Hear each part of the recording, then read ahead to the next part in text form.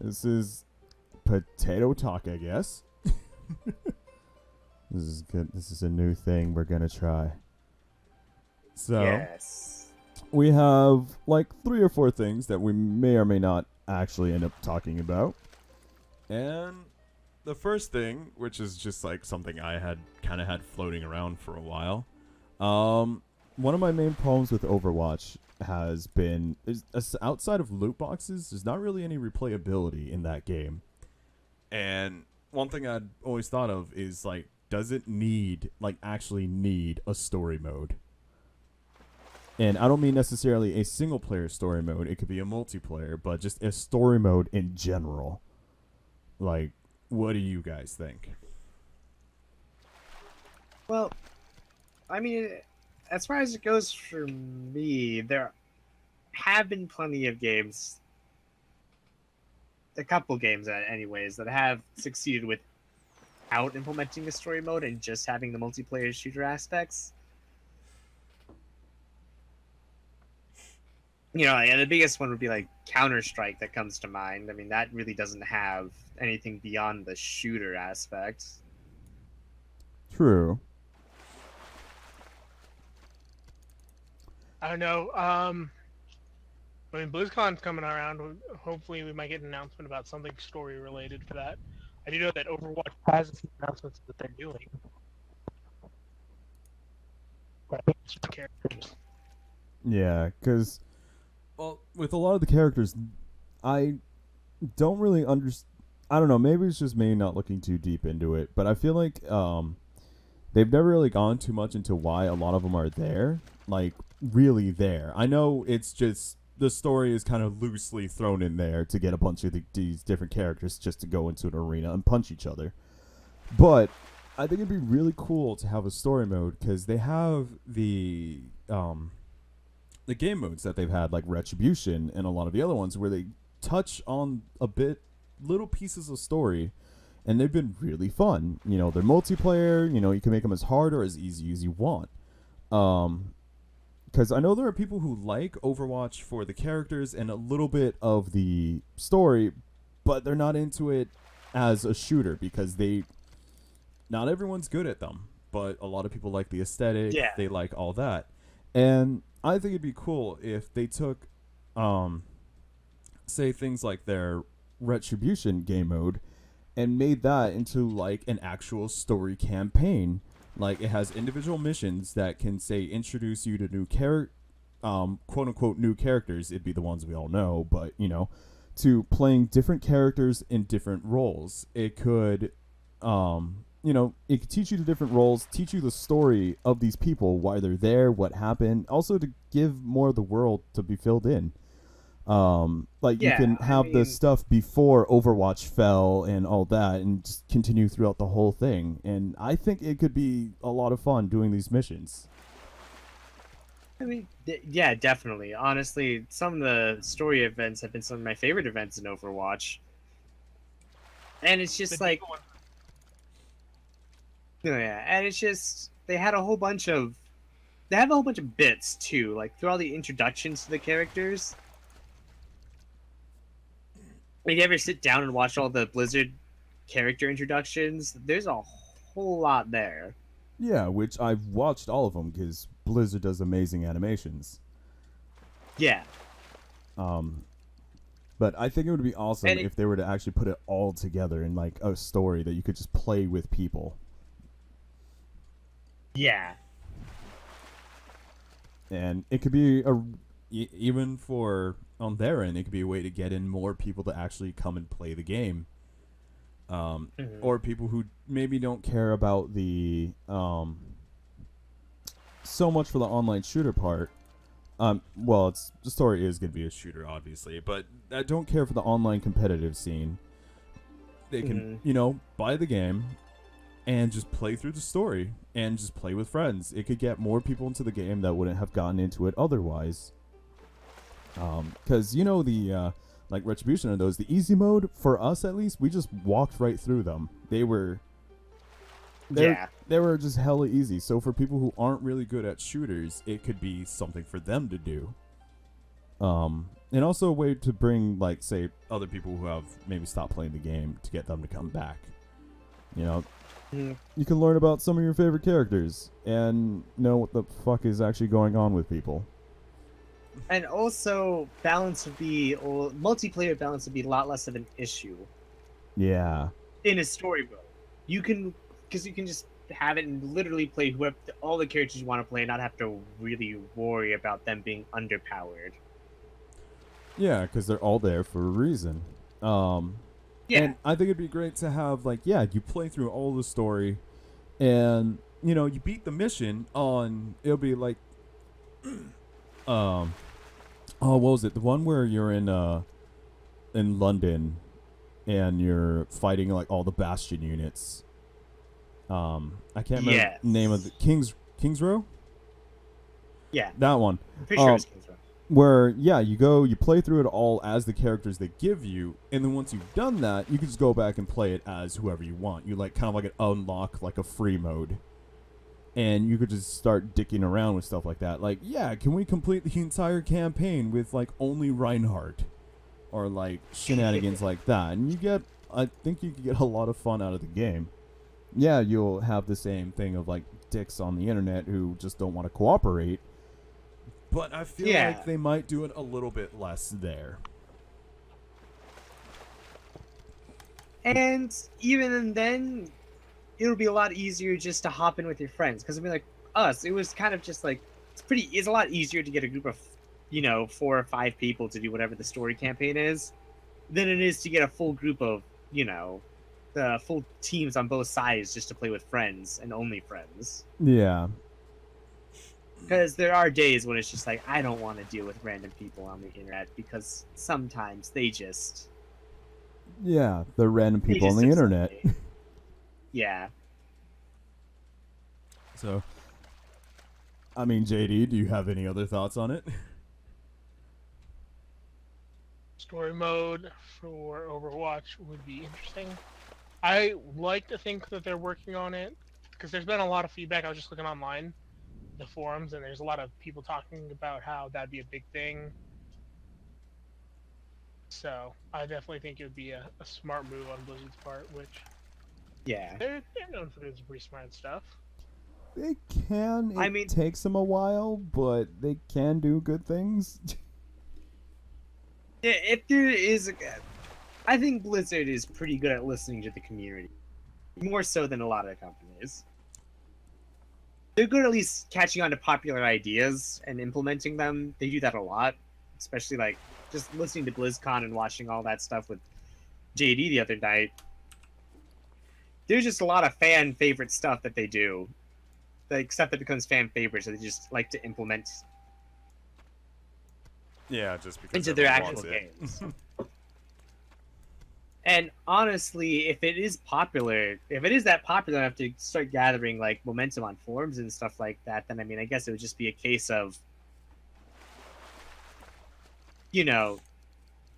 people want to give you money for this game and this idea if you implement this. But until it's implemented, they're not going to give you your money. Their money. Yeah, and like I said, I think it's something that'll bring in more people. Like, more people will play it. Yeah, More definitely. people will stick around and play it. And I mean, even for people who are like achievement hunters, you can still put like achievements and different goals into the story mode to give people a reason to play through it again. Aside from like how I said, like potentially unlocking like a free mode after you would beat the entire thing. Or Yeah. even as you beat the missions, unlocking free mode, like, kind of behind you.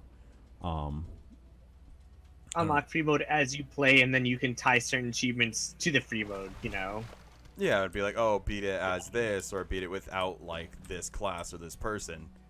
I'm not tall enough to fish Yeah, that Blizzard spot has over lots of there. achievements in other games that are like that, so I could definitely see them doing it. Yeah. So, I feel like they would only benefit from it. It would cost them a lot of money, obviously, to develop a working story mode. They'd actually have to care about their story, because they'd have to have a coherent thing from start to finish. Yeah. Especially if they would tie in some of the other characters that are a little bit more like, okay, I get what your story is, but why are you here? Things like Symmetra, Lucio, Diva, some of those characters, because it's like, I get your story, I get why some of you might interact with each other, but why are you here dealing with Overwatch and Talon's shit? I mean, again, it's just an arena thing, everyone just punch each other, whatever, but I think it'd be cool to actually tie some of these people together in a more concrete way than just, oh hey, they're just here. I mean, all these people have interesting stories and interesting ideas behind their stories, and a lot of interaction that they've planned out between all these characters. The problem is you have to dig to find it. Or it's like random quotes that people will just say at the beginning of a match, and that if you don't have game sound all the way up, you're not even going to hear these. And it's just like, there's a lot of little things throughout the game that you have to look for to get all the story and throughout all of like the videos and stuff. But it's just like, why not just have a big story mode that just compiles everything together so you can actually pay through and get it? And it having a way to get attached to characters is a very good way to increase the longevity of a game. Yeah.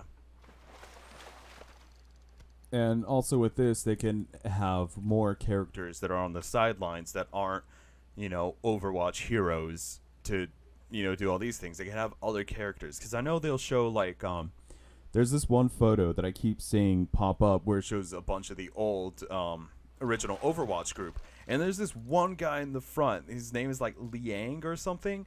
And no one knows a thing about him because he has never been mentioned ever since. But, like, side characters like that, you can just have them there in the story mode, but they don't need to be heroes. A way for them to tie up some of these loose ends without trying to force them into a character that may or may not make sense in the end. Yeah. Because I keep hearing about that person, and it's just like, I don't know who you are, and I'm not sure I should even care, because I don't think Overwatch is ever going to talk about you. I don't think Blizzard's ever going to give you a story other than you happen to be in a picture with all these other people. Did you see Diva's team members are being their mechs are being created? Are they? In like story-wise? I did really? not. I only recently saw the animation. Different mechs have been shown. Oh, that's actually pretty cool. They said that hers was the first mech that was completed. Which it means, like, when they said first, it's like, ooh. Could we see the non-tank mechs? Oh, yeah. Also, it'd be cool to get a little bit more of, like, stuff like that. It's like, why is this random-ass robot that pops out of the sea every now and then just... They fight it, and then it just fucks off? Because as far as I can tell, they've never killed that robot, and it just keeps coming back. It'd be cool to get more of that. Also, wouldn't it be great to essentially be Diva and one or even part of her crew out there fighting this giant robot? That'd make an awesome mission. You're just fighting a giant mech in smaller mechs. Mm-hmm. That'd be amazing.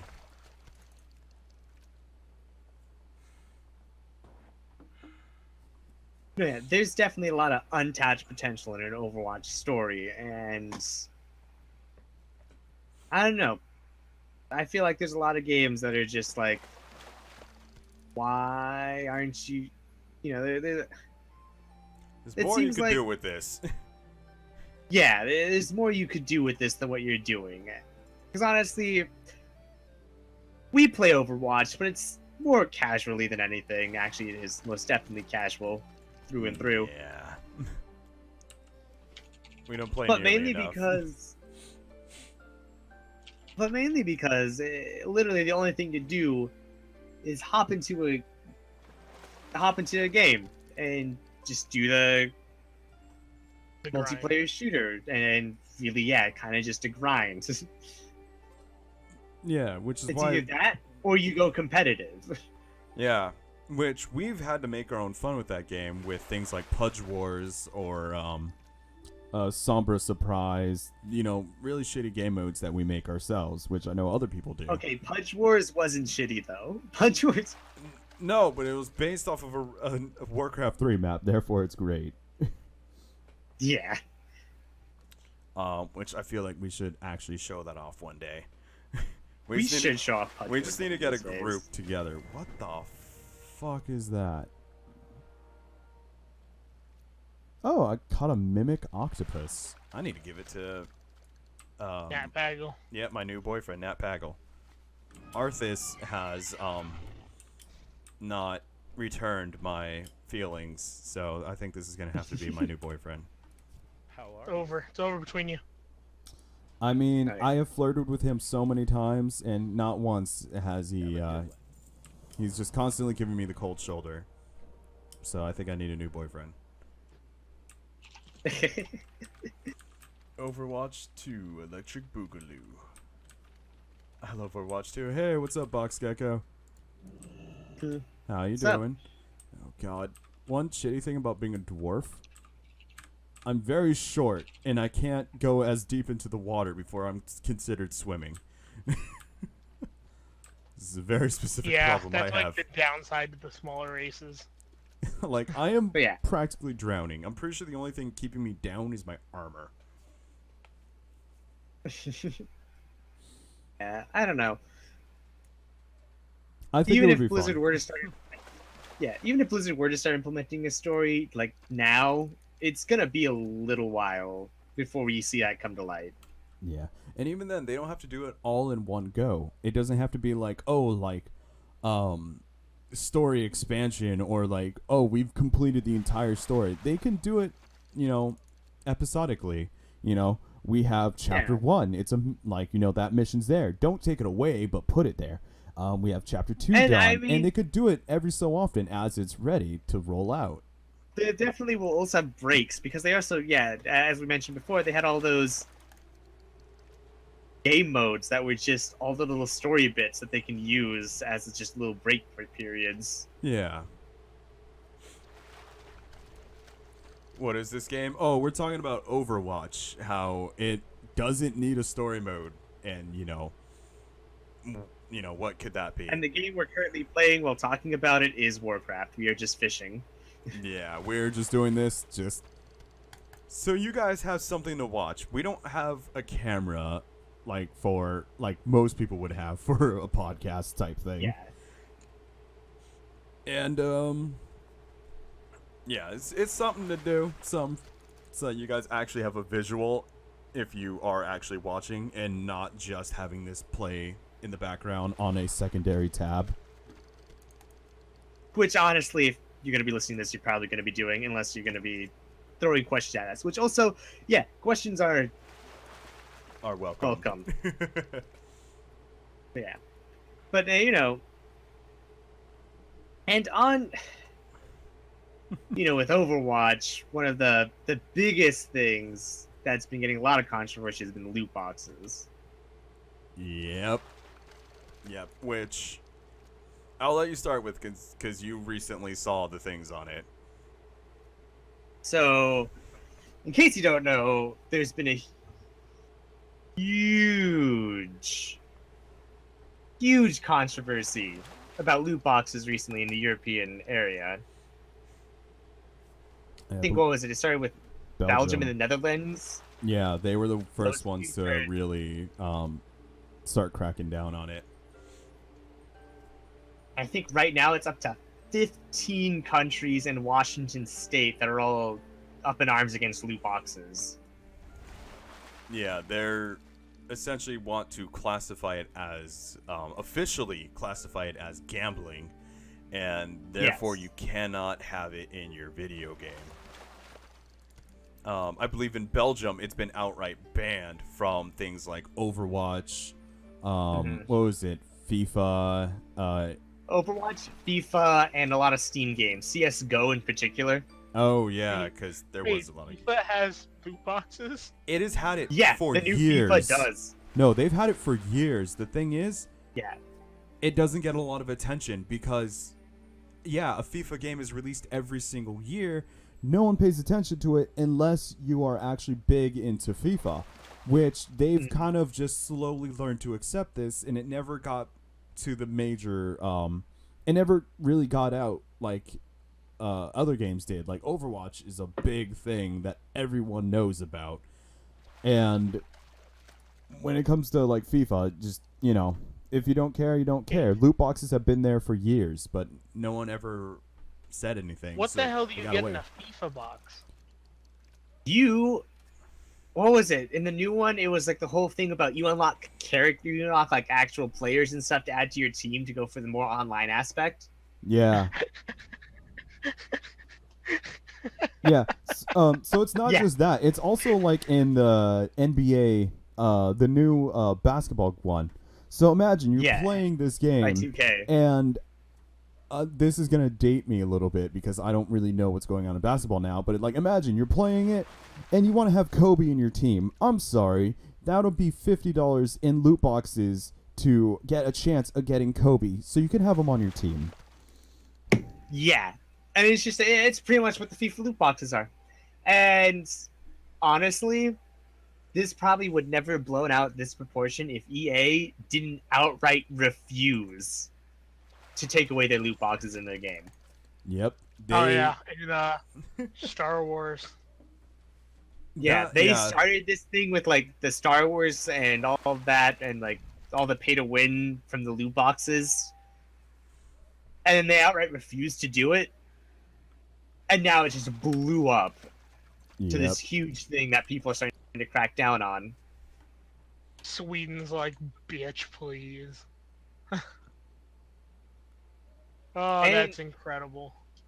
Honestly, I'm very, very glad about this Yeah. because loot boxes are a pretty big bane in gaming right now. Yeah. I mean, I've always understood that they've been there in like free to play games because it's like, yeah, they have to make money somehow. I still Yeah. don't care for it, but it's there, and I mean, especially if you have a way to get it without paying actual money. However, in a full $60 AAA game, you've already paid your money to them. You shouldn't have to be Yeah. paying like, oh, I'll put in like $2. I'll put in another $1, another $5, to try and get these things that you should be able to get just from game progression. I just got another And of goddamn course- octopus. Then, of course, there's that whole argument that you can get it through game progression, but like, The grind Oh, yeah, is but so just pay- bad. You can have yeah, as far as that goes, yeah, the grind is just terrible to get these things. And in some EA games, they just outright say, well, there's enough content in the rest of the game that they don't have to do this if they don't want to. Yeah. And another argument that I hate from them is like, oh, we can't afford to run these games without it.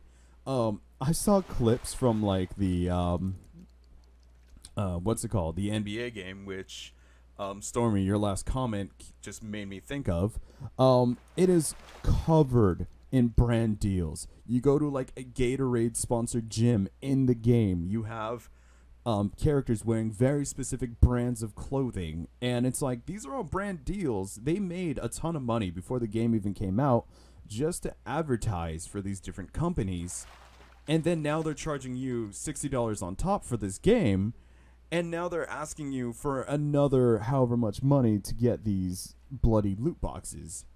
It's And like, the NBA game has it real bad. It's not even just like loot boxes. NBA is all about microtransactions. yes. you learn trick shots with money. I played NBA games, by the way. Yeah.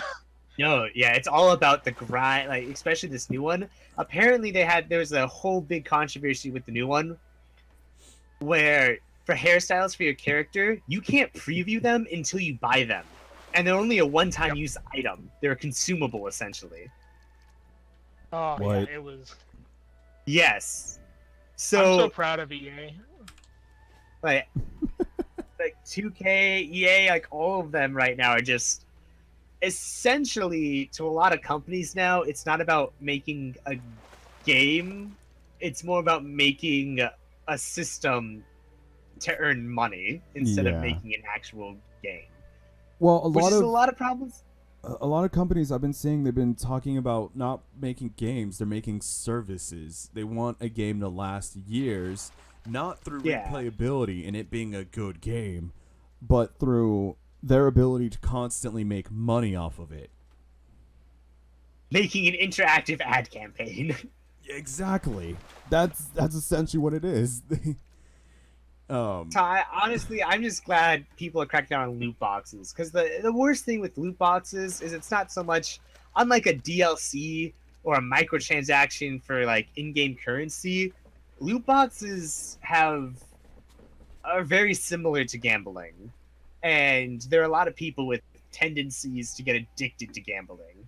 Hell, in some games, one of the, I forgot which game was it, but there's a game where the loot box system was literally a slot machine. I don't know, but I wouldn't doubt it. Yeah, it was literally, they had to change it. Like, that got cracked down on pretty fast, but it was pretty much a slot machine. That was it. And it's just like, they're pretty much. Yeah, that's. And even if they say, well, it's not like gambling specifically, so the two options really for loot boxes are, it's either it gets people addicted to gambling, or it preys on people who have an addiction to gambling. And it's just like, neither of these are good options. Yeah. I'm so guilty of that crap. And exactly, people with an addictive nature, this is very much aimed at them. People like you, JD, and don't worry, I understand. I spent like $400 on Hearthstone in a weekend and said I had an issue. Exactly. Like, at least though with things like collectible card games, I have a problem with things like Hearthstone, but that's just because I can't physically hold these cards, keep them, either forever, give them to a friend, sell them. They're not. I don't physically have them. If Blizzard decides, and they cycled out. Or they change like the rules on the cards, and it's just like Magic the Gathering. You can't do that. This card is there forever. You can ban it from tournaments, and even if but it's still there. They can ban it, they can errata it, but if you have an original copy of an errata card, who knows how much that could sell for? People love collecting that stuff. Yep. And so, it's there, you physically have it, you can trade it to a friend, you can do that with collectible card games, which is another thing that loot boxes get compared to a lot, is collectible card games. It's like a collectible card game, because you always get something out of it. Which isn't entirely true. Yeah. And So I'm like doing research while farming these dinosaurs, and did you guys know that Blizzard created the Superman and the Justice League games? I didn't know about I didn't. That. You mean the ones? N64. Wait, they made that game? Yep. They made the Death and Return of Superman for Super Nintendo's Entertainment System and Sega Genesis. They made Justice League Task Force for the Super Nintendo, Sega Genesis, and they made a couple others. wow. I take back everything I said about Blizzard making good games. I'm sorry. That right there. Nope. I want a refund. I didn't even buy this game. Oh, no, sorry. That wasn't the game that you're thinking of. You're thinking of N64, right? I'm thinking of that one. No, that wasn't dumb. Okay, good. Some IOI bullshit. We can Yeah, fill exactly. 80% of the screen with ads before causing a seizure in players. Exactly. And just, rip Box Gecko. Drop phone on forehead. Yeah. I've done that a lot. What's great is when you drop it on your forehead, and then as you're trying to catch it, rather than catching it, it still hit you on the forehead, and now you've just like flung it across the room somehow. And then you just sit there for a while just thinking of like, why? I don't know. I think... Yeah, because honestly, the idea of loot boxes, I don't mind as much as long as you can't buy them with money. Yes. If you could go the entire game, get loot boxes, and you can never actually purchase them aside from, say, whatever achievement, reward, in-game currency that you again cannot buy, it's not as bad. But No, because at that point, it's kind of just like a fun little reward. And think of it, I think what the comparison you made earlier was like the gambling in Pokemon. It's not exactly gambling because you can only use it using in-game currency that you can only get through playing the game. oh yeah, like because every Pokemon game has had a casino, a slot, place where you can play slots and whatever. No one's ever brought up a problem with that because you can only use your Pokebucks you got in the game. It has no real world value, and you get nothing of real world value out of it, and you can't put any money into it other than the money you got from beating other children in the game with your animals. So you can gamble all you want, but all you've done is waste all your $Poké, and now you can't buy Pokeballs. And it's pretty safe. I got a counter for you then. Blizzard, World of Warcraft. You can buy in-game gold, or buy game time with in-game gold. But that in-game gold that you spend, that gets you the game time, you can then cash it back for dollars with Blizzard.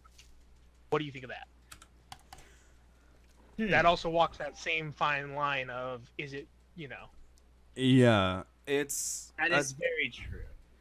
what I've seen that as is essentially Blizzard's way of just kind of like double dipping on like making money. Because aren't the tokens $20? Okay, no, the tokens are 15. Okay, they're 15. I don't know why I thought they were 20. Oh wait, no, game time is $15. Yeah, that makes sense. Yeah. So you can buy these tokens, because I know you can buy the tokens with in-game money. Yeah, because the way the tokens get there is people buy them with money, put them onto the auction house to get gold. It is Blizzard's official way of buying gold. That is essentially what I've always looked at it as. Yes. Yeah. It's your way. That's how they see it as well. It's your way of buying gold, but Blizzard gets the money for it. Yep. Rather than it going to other people. I mean, yes, you're buying gold, but I think the difference between that and loot boxes is that,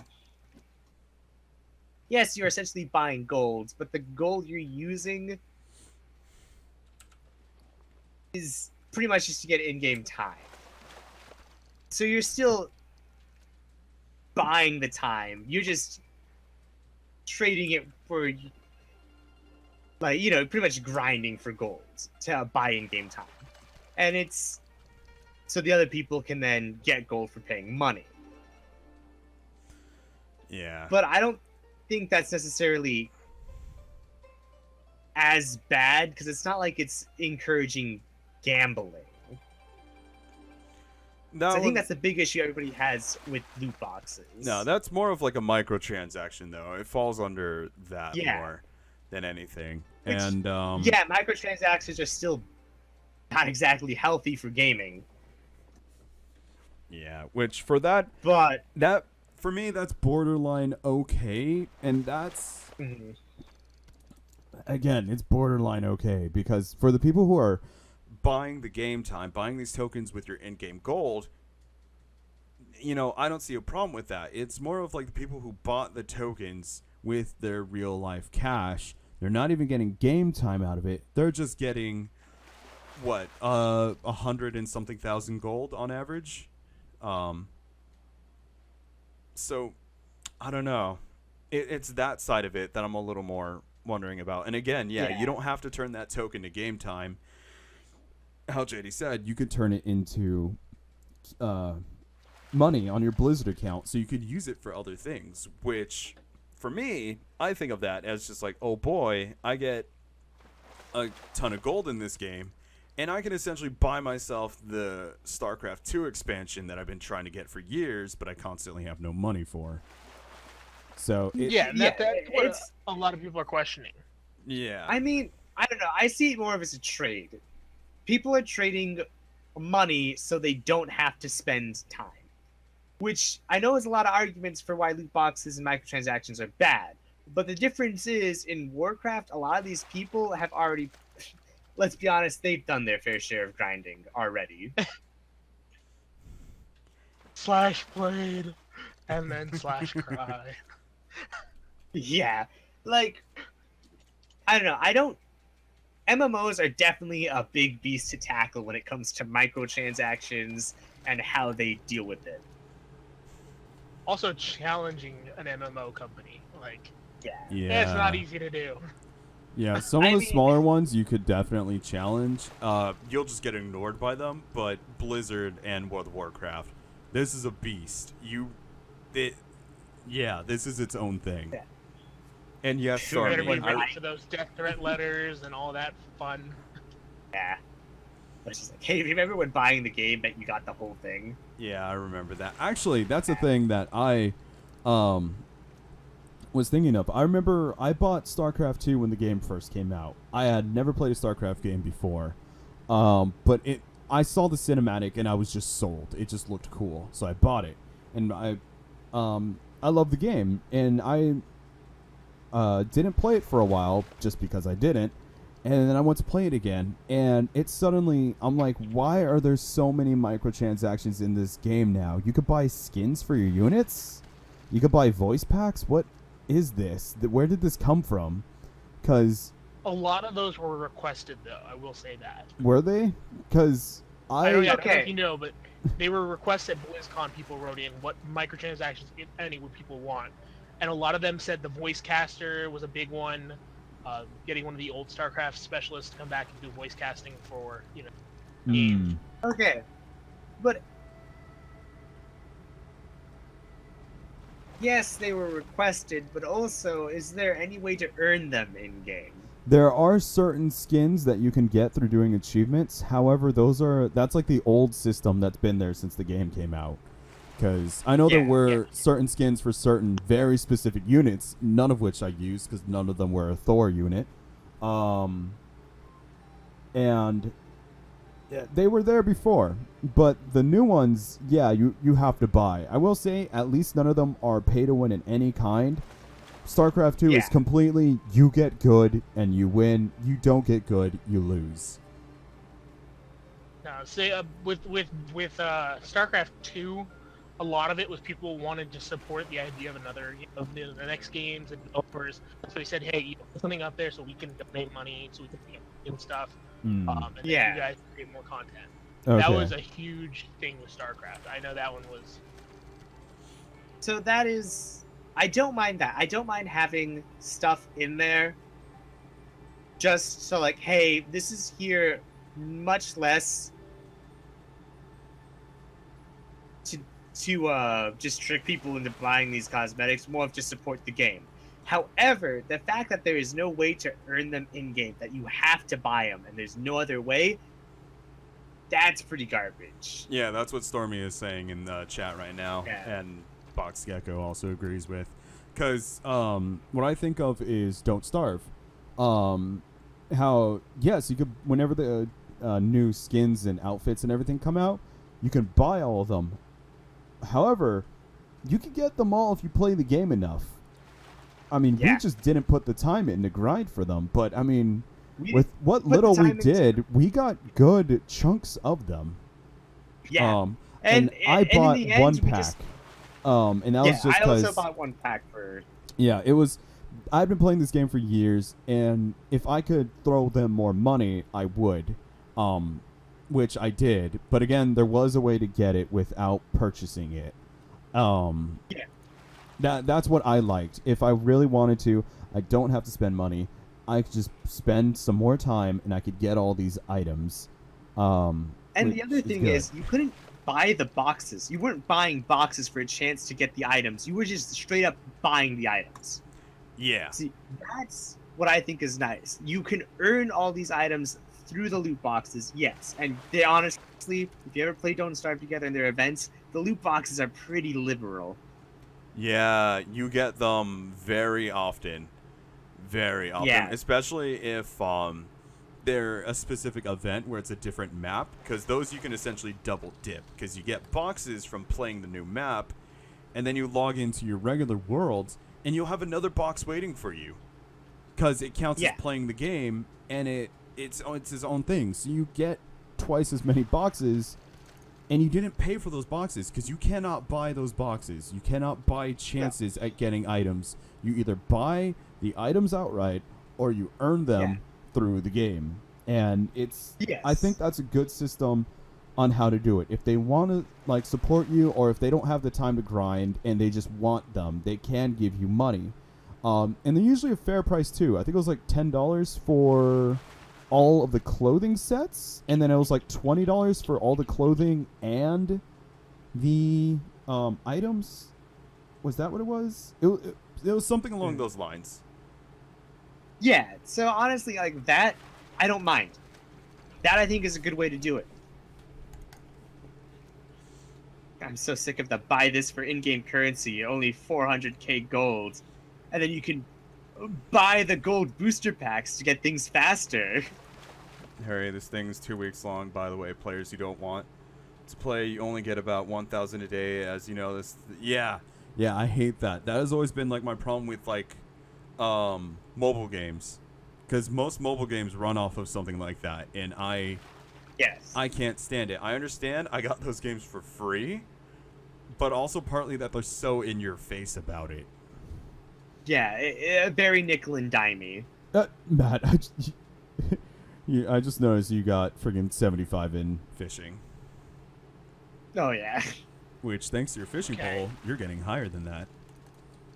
So I'm getting 87 another right little now. topic here. Yeah.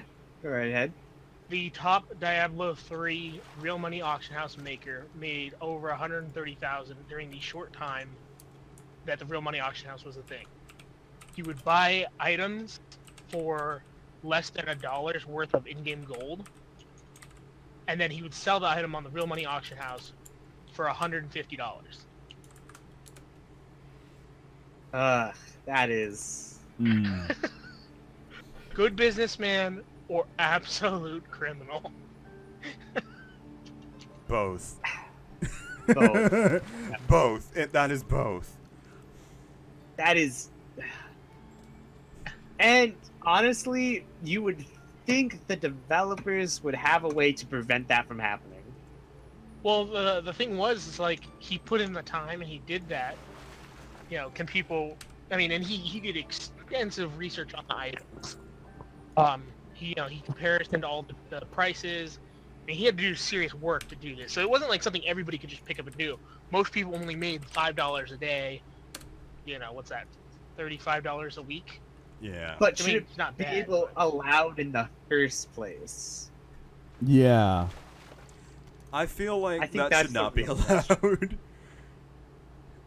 I don't know. So I think real money and like real money, spending real money, more money for a game than you originally paid for it is always going to be a very shady and delicate topic. Because there are ways you can do it right.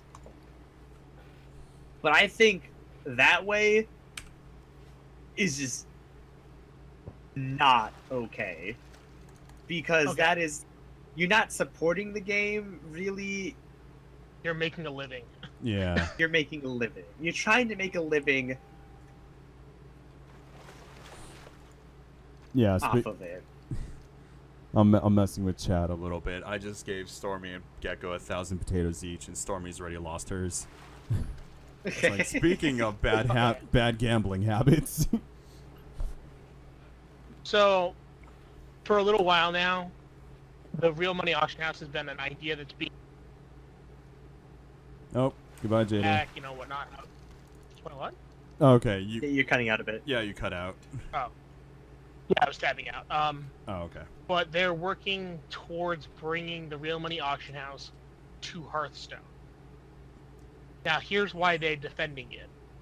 People don't like the loot box option.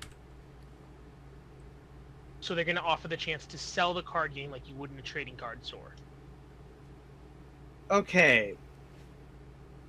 That one is interesting, actually. Because I still have The same problem of it's not a physical object that I can hold. But then again, I like It's not a having physical physical object. objects. it's not a physical object you can hold, but is it going to be better than that? I think the fact that it's an auction house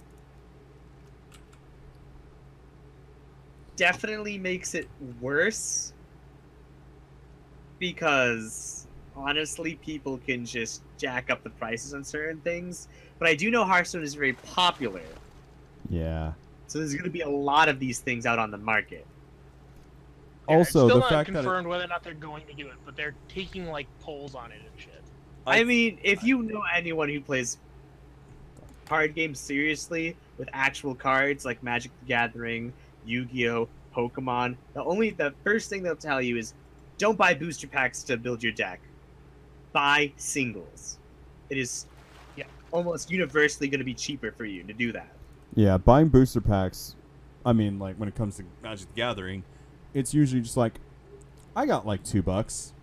Let's see what I get. I don't have enough money to actually buy a card, but I'm just gonna do this just to get a couple of cards. But you know, some people like opening boosters, and I'm honestly guilty as charged. I love the feeling of just opening a boost pack and seeing what you get, or doing a draft with it, which you can't exactly do in Hearthstone, so there's no real reason to buy boosters.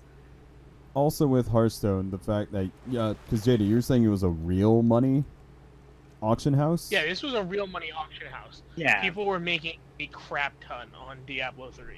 Yeah, I think... Granted, they were the people that, like, run the Blizzard, or the WoW auction house. Those are, like, these super... people that basically work for the IRS in the real life. Like, I mean, the guys that know what they're doing. I mean the people that we keep pissing off? Yes, those people. So honestly, I think if it does happen, it'll be beautiful. I don't know. For hardcore players.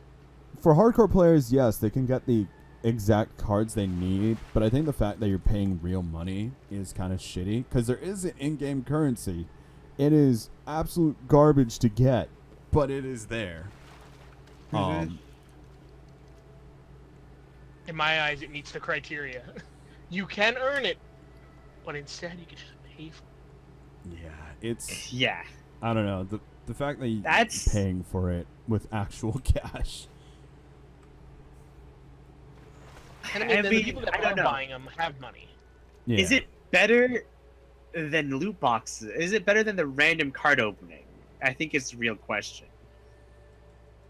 The internet Is says it more yes. acceptable practice than loot boxes? Probably, honestly. I don't know. I think it's... I hope that we hear like about that during the announcements. No, yeah. Because I mean, how much is it for a Hearthstone pack? Because I don't play it, honestly. I tried it once and didn't enjoy it. What am I saying? How much? How much? $3, I believe. For Or a it's like a pack? bundle deal, depending on how you do it. Yeah, I know there are bundle deals. I think you could get like one pack for like $1. Okay, which I think was what, like 5 cards, one of which is usually a rare. Yep. And Blizzard does have really good RNG with the rares on Hearthstone. Okay. I will So say it's that you do tend to at least get one every Pack. I played a little bit of it for a while, but I just kept getting stomped because there are people. I was playing against people who had spent tons of time and probably money building these cool decks, and it's like, yeah, I got the starter deck with about half a dozen other cards. Yeah, I don't really care. I'm boned. Yeah, I'm just guaranteed to lose, and because not willing to put money into this, because I don't care for the game enough, I'm never gonna catch up. I can never play enough to get, to catch up at this point. Unless I would have started when the game came out, I'm just so far behind. I say I'm gonna refill my water cup, go to the bathroom, and then Stormy apparently has some questions to ask us. All right, cool. Yeah, when Matt gets back, we can see what these questions are. And Gecko, if you have questions, you can ask them too. I feel like I should And also then I refill my assume you water guys cup. can just... Yeah.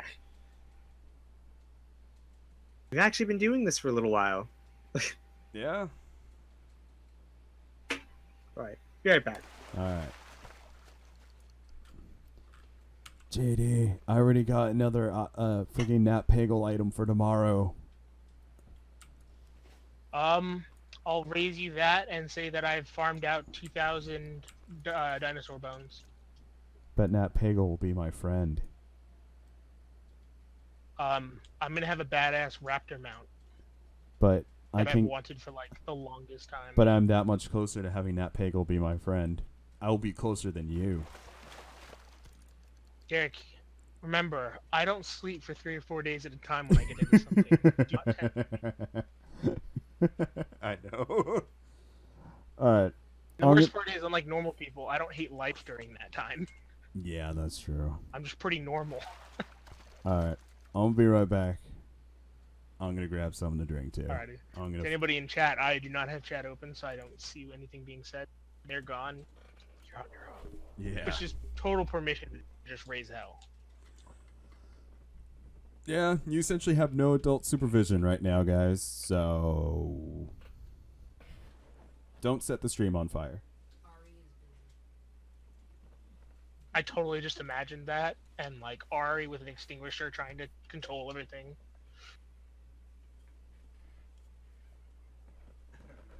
Left JD away alone with the stream for 5 minutes, and he destroyed everything.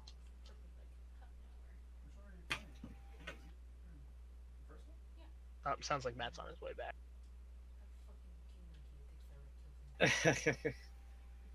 Yep, there he is. We weren't alone long enough, guys. I'm sorry. Promised you anarchy, and I couldn't deliver. What? Rewind.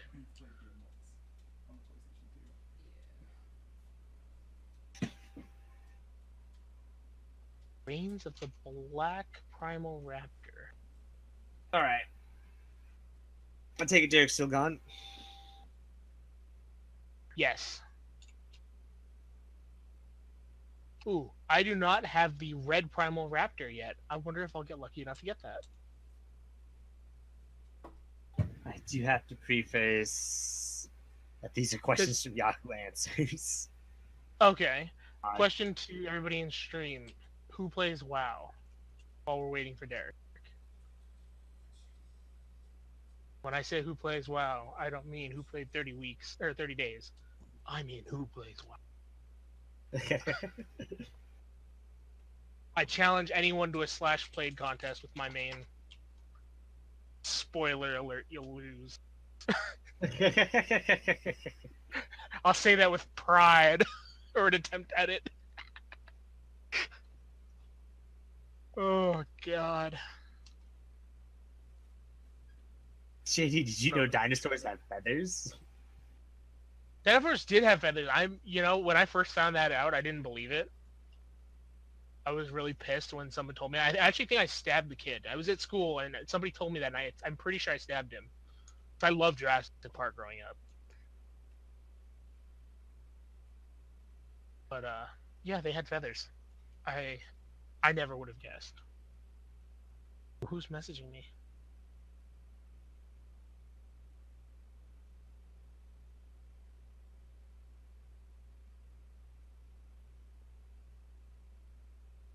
Seen a dinosaur in person and had no feathers, just bones.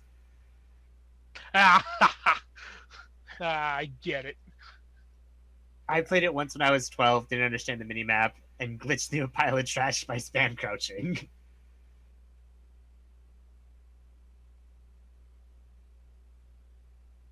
Yeah, I heard they've removed a lot of like the old like hidden gems of the world. I'm really sad about that. If it's true, I don't know if it's true. I'll have to go check.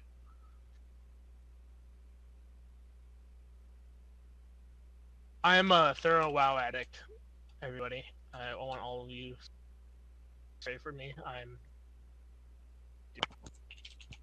When you pray for me, pray to the Low of Death or, Kings. I don't mind whichever one. Kosande is a pretty badass, so, I accept him as my Lord and Savior. I have 331 days, 14 hours, and 36 seconds on Valkyrie.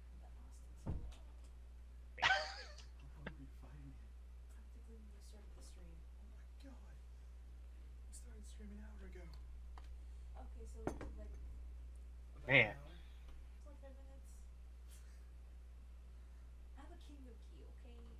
For a year that I've been logged into Valkyrian.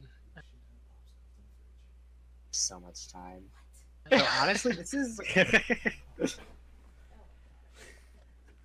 2 in a row. You have gambled one twice, 2 in a row. I have returned. Welcome back. I have tea. Yeah, I always thought it was weird that a worgen could be a druid. They turn into a wolf willingly, kind of. And then they can willingly turn into this bear animal. Why would they ever why would they ever not?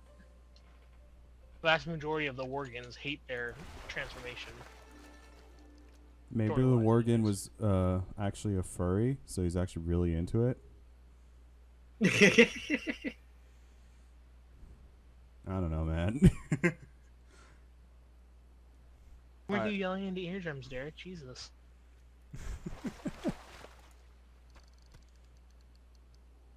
Alright, what did I miss? What did I miss? We were talking about Slash Blade. I have no questions. Yeah, Here just to filling in enjoy some while time I as we waited. can. Preface this. Questions are from Yahoo. God. When does chess get loot boxes?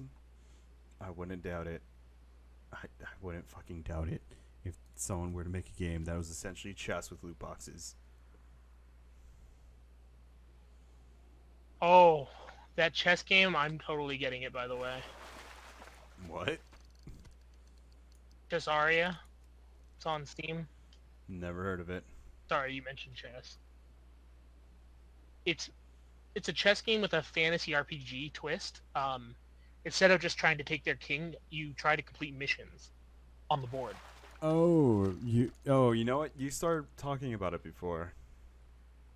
I thought it was you I Fox was Gecko, talking to. that is the 3rd time in a row that you have successfully farmed. Wait, really?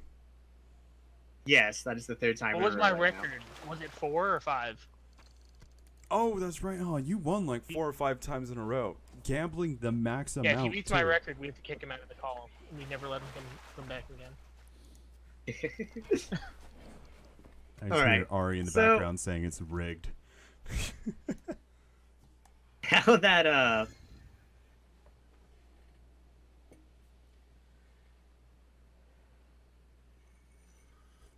Now that Derek's back,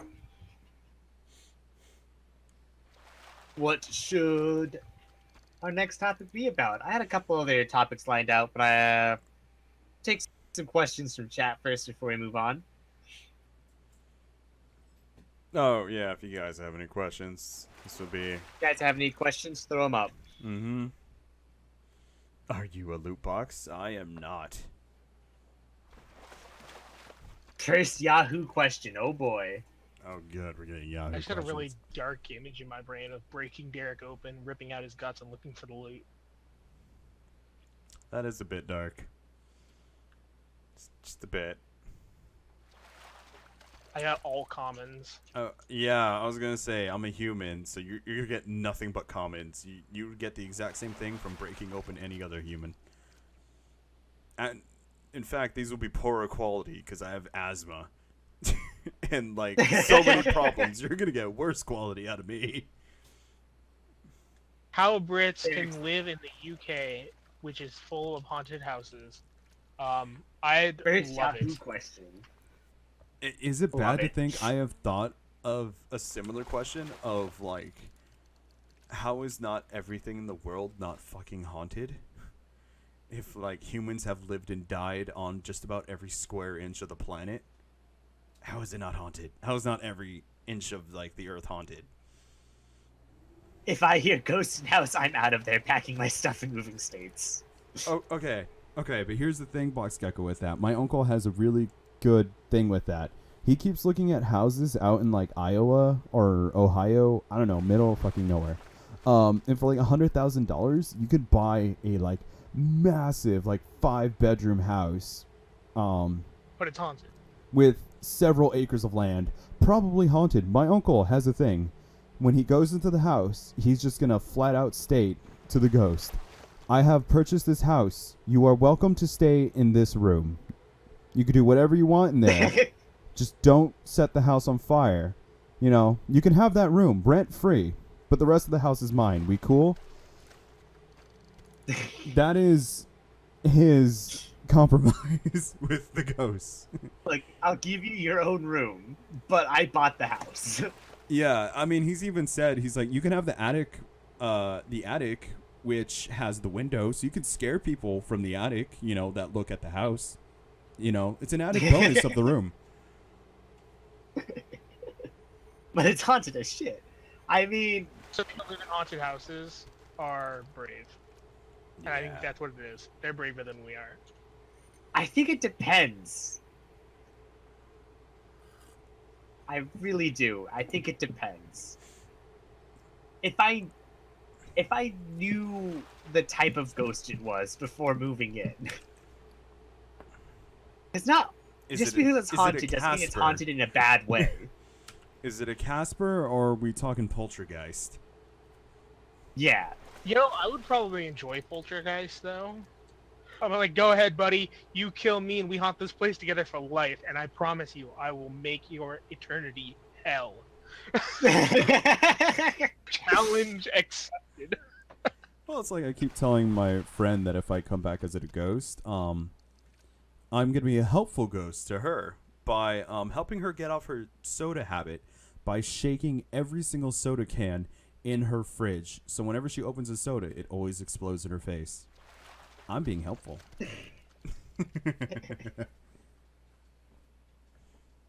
Fuck those. I mean,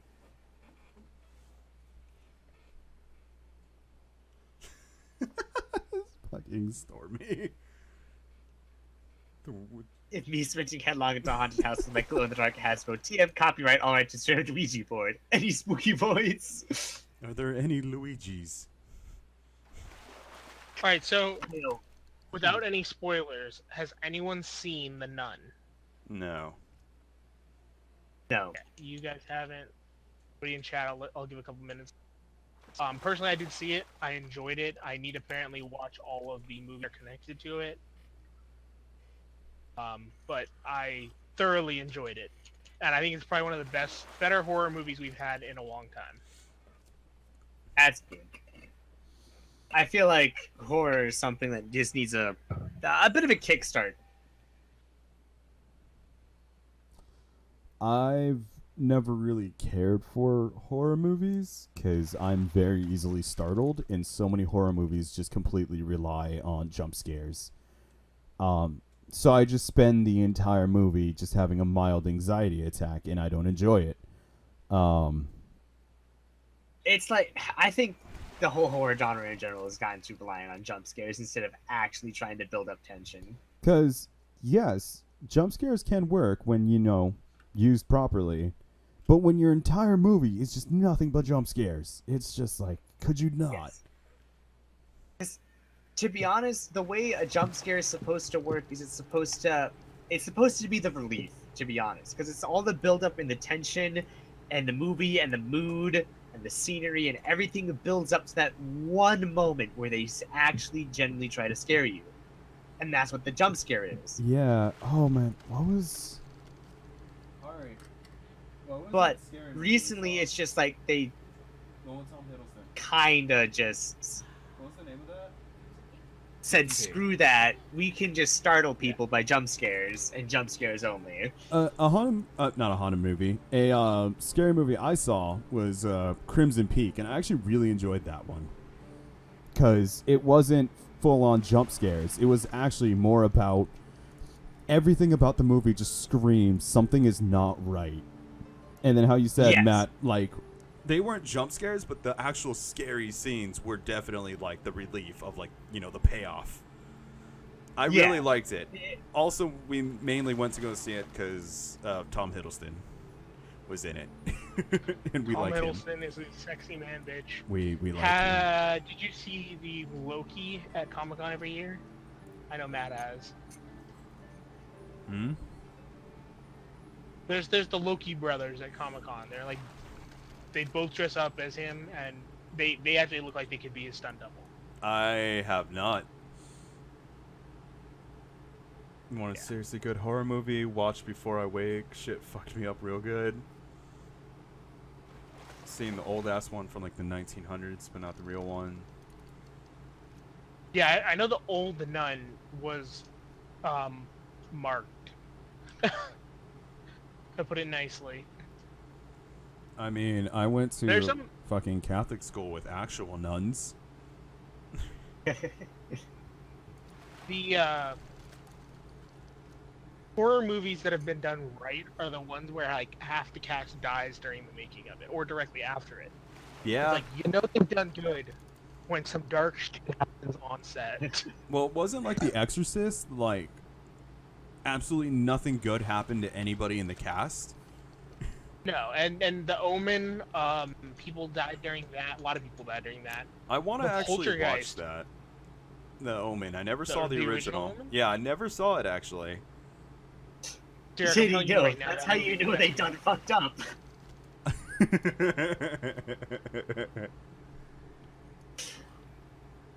Like, no, I'm so serious. If anybody, like, if I had ever been, if ever I was an actor in another life, and they said, "Hey, come do this like satanic movie," I'm like, no, I'm good on that. Like, I don't know how good your research team is, but if they're too good, they like actual facts and stuff. I don't want to be a part of that. I've seen enough Supernatural to know that shit goes badly.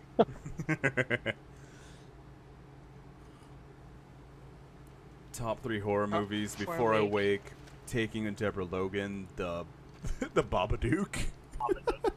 No, that one I heard was scarring. I actually was warned not to watch it. Wait, was it really? All I knew that- of the Babadook was the meme. No, one of my friends from when I was in the hospital, he said that he actually got triggered by that movie and had to recheck himself into the hospital. Oh, damn. Yeah, it was pretty bad for him. And me and him are very similar. I'm not sure I could ever watch that movie. Got it. I haven't seen the other one though. Let me see, what's it called again? Taking of Deborah Logan. I'm gonna have to put that on my list. Yeah, I've never actually heard of that one. The Babadook, all I know of it is the meme. The stupid meme of just, like, Babadook is gay culture. Because there was that picture where someone, like, photoshopped Babadook into the category in Netflix of, like, gay and lesbian films. All I know of it. So that movie is forever ruined for me. However, if it is actually terrifying, I don't want to see it. One It's kinda one funny, that you it's need like- to see is the Good Son. The good son. What were you saying, Matt? I said it's kind of funny because my relationship with horror is very interesting. I enjoy the idea of designing it, but I am also scared very easily. Yeah. Well, it's like we wanted to make a horror game, but we hate playing horror games Yeah. because we're terrified of them. or like How Roller Coaster Tycoon, like, I absolutely love the idea of designing roller coasters. I will never get on one. I absolutely hate roller Yeah. coasters. They terrify me. Okay, let's not talk about ghosts and spirits. Moving on. spooked. Before we do move on, I still need to get you guys, Dead by Daylight. I still think that would be an amazing streaming experience for everybody watching. Not for you guys, but for everybody. Yeah, I want another Yahoo. Okay, Yeah, before we we'll move on to another Yahoo. Actually, yeah, let's get another Yahoo. Why not? yeah, give us another one. Oh, finally. Finally lost one. Gecko finally did not win.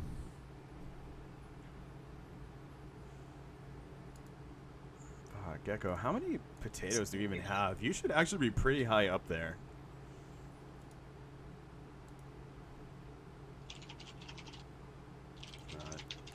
It was the ghosts. Does the movie Air Bud paint an unrealistic picture of even the most athletic dog's potential basketball skill? I'm gonna go with yes. No. Nope. Hold on a second. Let's pull this out. Okay, game. Actually, I kind of like that. There actually that was a dog that played basketball, and that's where the idea for the movie came from. Hold on a The second. dog that learned how to play basketball. Wait, really? Yes. I did not know of this. 2 seconds. Oh my god, game. You're facing the wrong way. I like these camera angles you're pulling off, man. I like these. Well, you know what? My guy was originally looking that way, and then he stopped. I'm like, the people have been staring at this like same camera angle for quite a while now, so I'm like, let's just like pick a new one. It's a good one. So you mean the Airbud franchise is based on a true story? Yes, they play basketball and volleyball. Is one of the two popular games that dogs are able to play. Huh. That is there actually is a interesting, league. actually. Yeah. Wow. What? I need to see that. Yeah, I don't know if it actually came before Airbud or after, but I do remember that like it was a hugely popular thing. Interesting. Huh. If you have fun, That if you being find said- any videos of this, JD, please put it on our Discord. I want to see it. Doing it, I've already found Yeah. Go put those up on the Discord. Which is a great plug-in to say that, hey, we actually do have a Discord that you can join in. And after this, we're probably going to put in a little category in there for discussions and questions for Potato Talk. Yeah. I will go ahead and... Oh, you know what, Box Gecko? You used to have a ton more potatoes. You gambled them all one day, if I remember correctly. You like went hard and lost like all of them. Y'all remember the early 2000s spin-off series? Air Buddies. I remember hearing about that. I never actually saw any of the Air Bud movies, if I'm honest. Check it out. And fun fact, there have been Airbud movies every year since Airbud came out. Oh wow.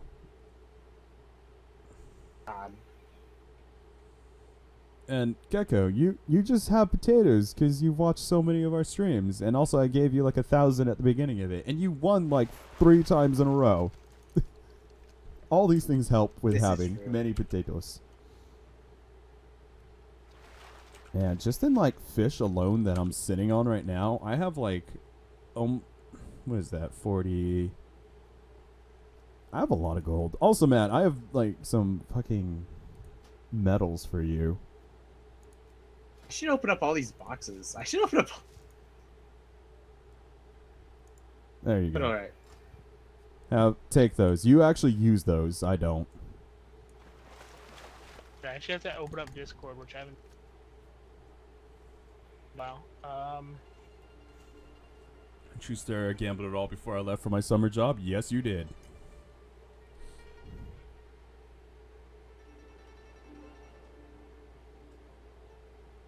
Oh my god, Matt. I just see all the things on this side.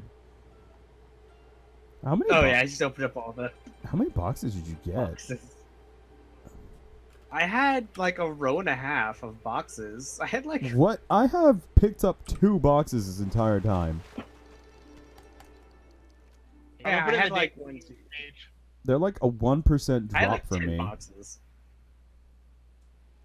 Yeah, they're a 1% drop for me. And I know that because of the stupid fishing buddy plug-in at the top here. I can't believe that this dog knows so many sports and all of it is real.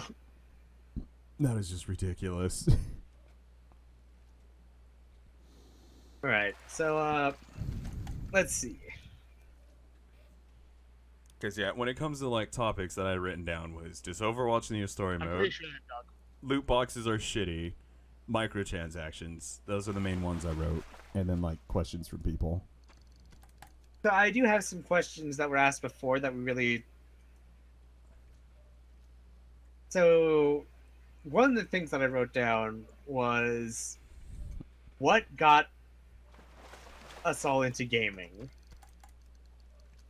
Oh yeah, that was a question we got asked like on stream before, and we Yeah. half answered, but I forgot what game we were playing, and it was really hard to like answer questions and play the game at the same time. What got all of us into gaming? I don't know who wants to go first with this one. You know what? I'll go first. Screw it.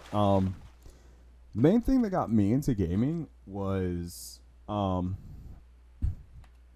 enough just family. Like what was it? Our cousin Katie had a PlayStation and would go over and watch her play like Final Fantasy, which was awesome. I had no clue what was going on, but it looked pretty. What was it? My dad had a Game Boy, which every so often I find like random shit from. Like, did you know there was a wireless controller for the Super Nintendo? Yes, I 'Cause did know about that actually. I didn't, and I found the fucking I found it, but we don't have the receiver for it. We just have the controller. So it's kind of useless in its current form, but we're kind of hoping we find it eventually. But yeah, Dad played video games. He gave me his Game Boy eventually, and it's really just from like older family members that just all happen to be gamers. I mean, Matt, you and my dad, both of our dads were really big gamers. Like apparently when they would play like yeah. Zelda, they would make their own maps so that they wouldn't get lost. And like could get around and find like I treasure just- and stuff easily. I did a bit of thinking on this one actually, just a little bit beforehand. Mm-hmm. And honestly, I think one of my earliest gaming memories was over at my cousin's house. They had an original Nintendo Entertainment System, NES. And they had the cartridge that everyone had, the Mario Duck Hunt cartridge that everybody had. Yeah. Do you remember watching them play that? Oh, I found out one of the original Duck Hunt games was actually multiplayer. As in, if you plugged in a controller into slot 2, you could control the duck. Apparently that was a thing. I did not know about that. I found out recently. Wow. But yeah, and honestly, just from the state that I live in, it's Inside is better. Yeah, you can't go outside. Half the year is just hot. Yeah. Considering I'm going to go with half the year over there is about 100 degrees on average. I think it's safe to say for Yeah. about half. The other half, well, no, 1/4 of it actually stays nice and cool, like a nice reasonable temperature. And another quarter seems to fluctuate between hot and it's not that bad. Yeah. Hot or it's raining and nobody knows how to drive in the rain, so it's a death trap. Yeah. It's not even raining. It's hot. Or like Fucking monsoon. storms that you can't be caught outside in. Yeah, your guys' Monsoon. monsoon season is terrifying. I've been out there during it. We have the mighty Haboob. Yes, you do. You guys do get haboobs. We do.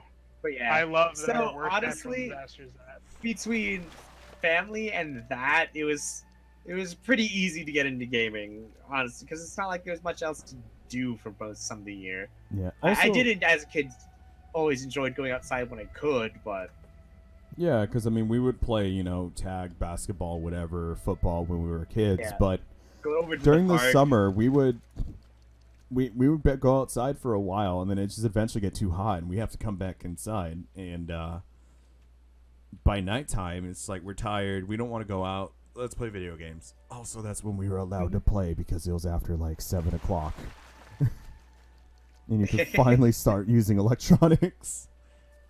Oh yeah. I know that was a big thing too. So Yeah, for me, actually. mine's is. I got into games when I was younger because of Donnie, my friend, and then I went away for a while into rehab centers and whatnot. And when I got out, games were a good way to keep me out of trouble. So my brother bought me a WoW account the day I got out, and yeah, it stuck. I noticed. I just became a major gaming after that. But I actually used to be the exact opposite. I'd just go out and cause mayhem. I had Yeah. to change that. Zork Explorer, did you actually play Zork? I've played it like once and I just could not. I couldn't do it. 3 months are freezing, 3 months are blazing, 3 months are nice. The other 3 are probably full of natural disasters. Which months it depends on which one. Drown out God's bag of paper scraps. Lol. that that sounds about right for Arizona. For California, the weather is all over, and it really depends on where you live. Because if you live by the beach, it is really nice, kind of like year round. But I don't live by the beach because no one can afford to live there. Actually, no one can afford to live in California to begin with. So it's a little bit hot for like a good quarter of the year. Another quarter, it doesn't know what's actually half the year. It doesn't know what season it is. It'll be like, cool, it's 90 degrees today. What's it gonna be tomorrow? 75? Okay. Like Matt, the last time you came over and you asked like what's the temperature been like? It's like, oh, it's been like in the like 70s, 80s, and then it was just suddenly in the 60s for like 2-3 days. Yeah. And you're just like, what the fuck? I didn't bring a jacket. And it's just like, it happens. Oh, and actually another thing This is your fault. another thing when it comes to like gaming, I don't know if you were old enough to remember this one, Matt.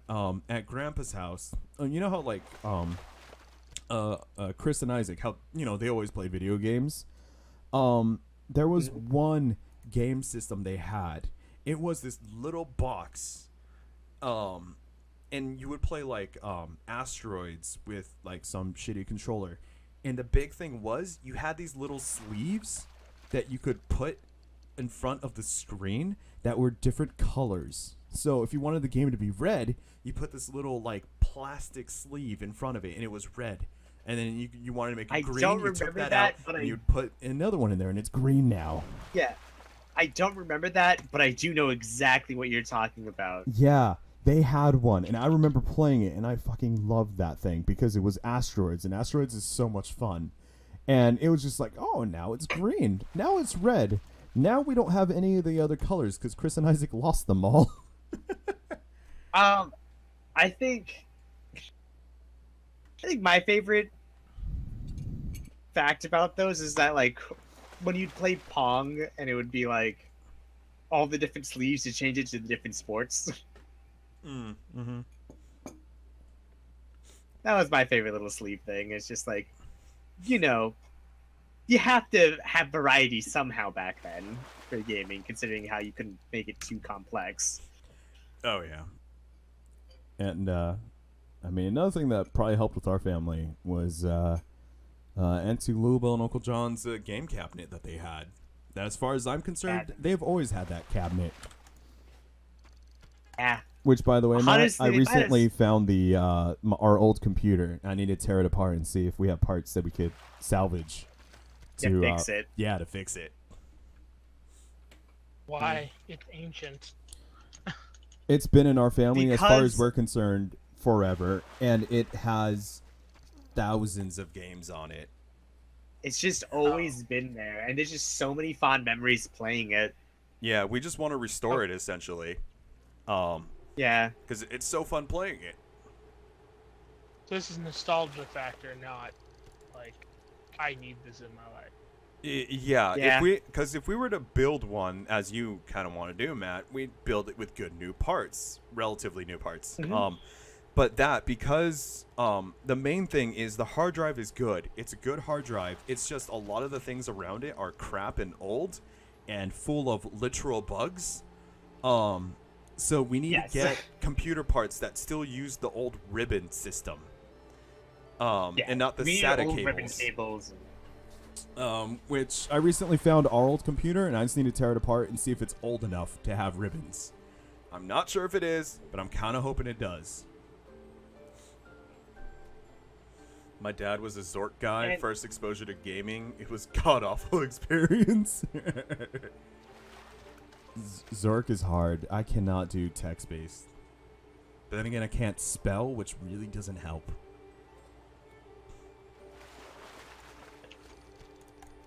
Oh, Stormy, I loved Space Pinball on fucking Windows XP. That was the best. That was good. Space Okay, does Pinball anybody and know all where to that. find that online? 'Cause I still want to play that. Like, I'm a god at pinball, and Oh, Space Pinball. I would love to set some It was called Space Pinball 3D, wasn't it? Base Yeah.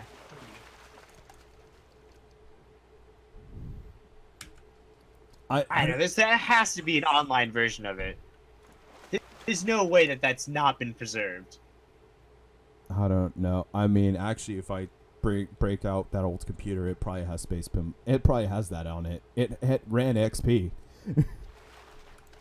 which is Okay, why I'm not sure if so- it's old enough. It's that in between when they started to not use ribbons anymore. I know there was a couple. Wasn't there a couple hard drives that had both?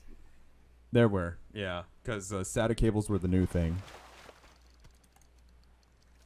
There we go. Props. We'll save link. Nice. Boom. You rock. Thank you, Splorer. Thank you. Question then for everybody in the stream. What is a Flash game you remember playing on the PC back in the day? Keep it clean, of course. That you haven't played in a long time. For me, Lenny Walkabout was like, that was one of the Flash games to play. God. There were so Matt, many. did you play it ever? No, but there's a lot. I spent so much time playing Flash games as a kid because, let's be honest, I was a lot younger than pretty much everybody else. Yeah, and when we were playing things like Perfect Dark, you weren't. I couldn't play that. No, I because you wasn't were. allowed to play it. Yeah, you weren't old enough, and like if mom came in and saw you playing Perfect Dark, or even saw you in the room with us playing Perfect Dark, she would she'd get very upset, and we did not want that. Yeah. So I was honestly always played a whole bunch of Flash games, Like and I half think that one of the everything on biggest Congregate. ones. Oh yeah, one of the biggest ones that I played was actually Balloons Tower Defense. I still want that to come to 6 to come to PC.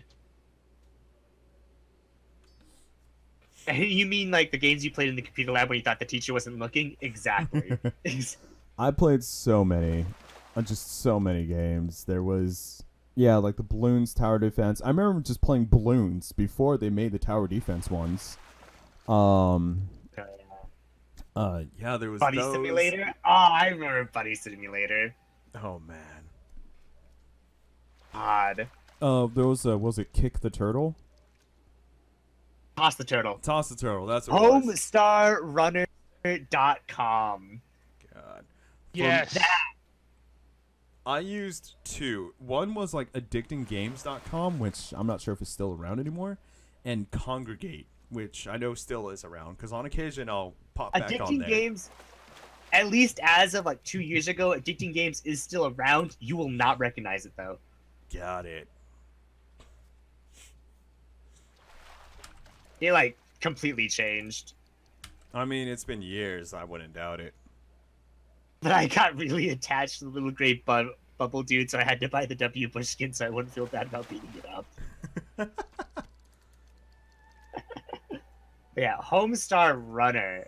Oh god, one of my cousins got me into Homestar Runner when I was young. I loved that, and all the games that they had on there too.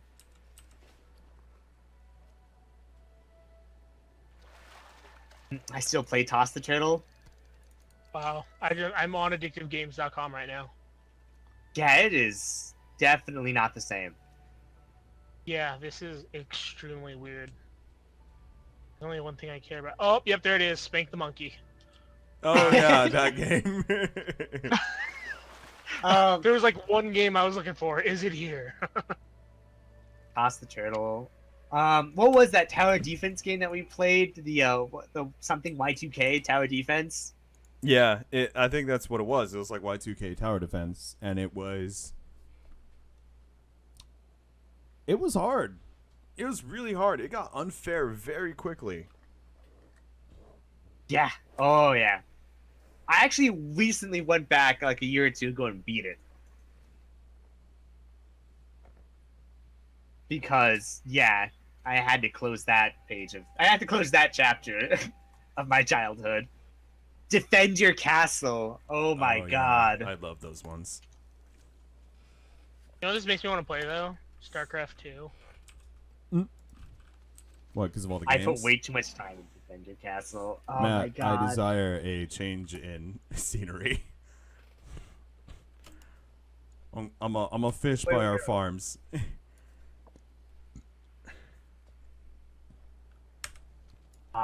That was just like a lot of just Fly, sea pony, fly. and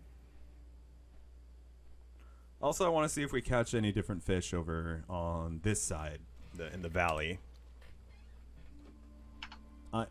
I still say this is like easily the prettiest looking expansion in this game. Oh, Pandaria, dude.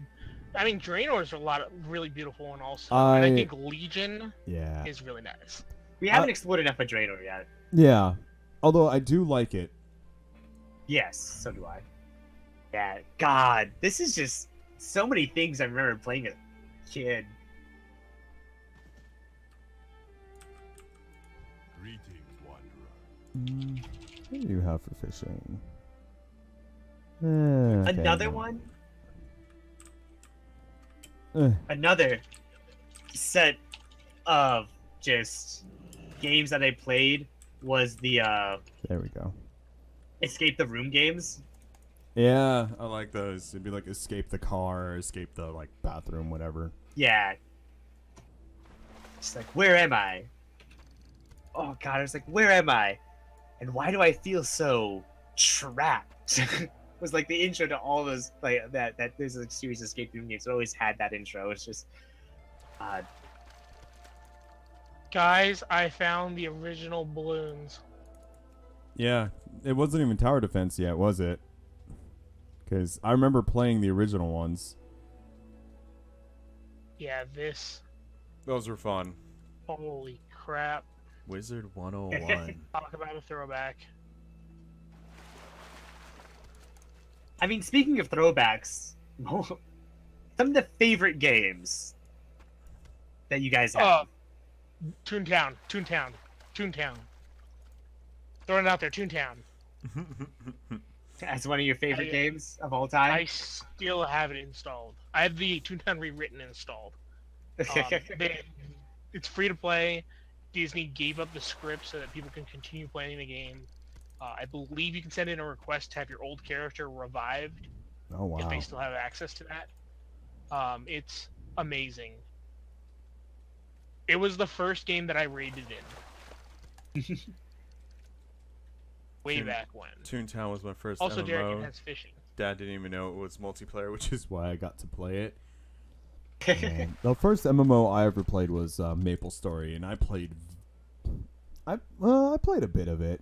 I would always get to like level like 30, essentially to the point where you actually needed to start grinding to level up, and then I would just create a new person because I never wanted to bother grinding.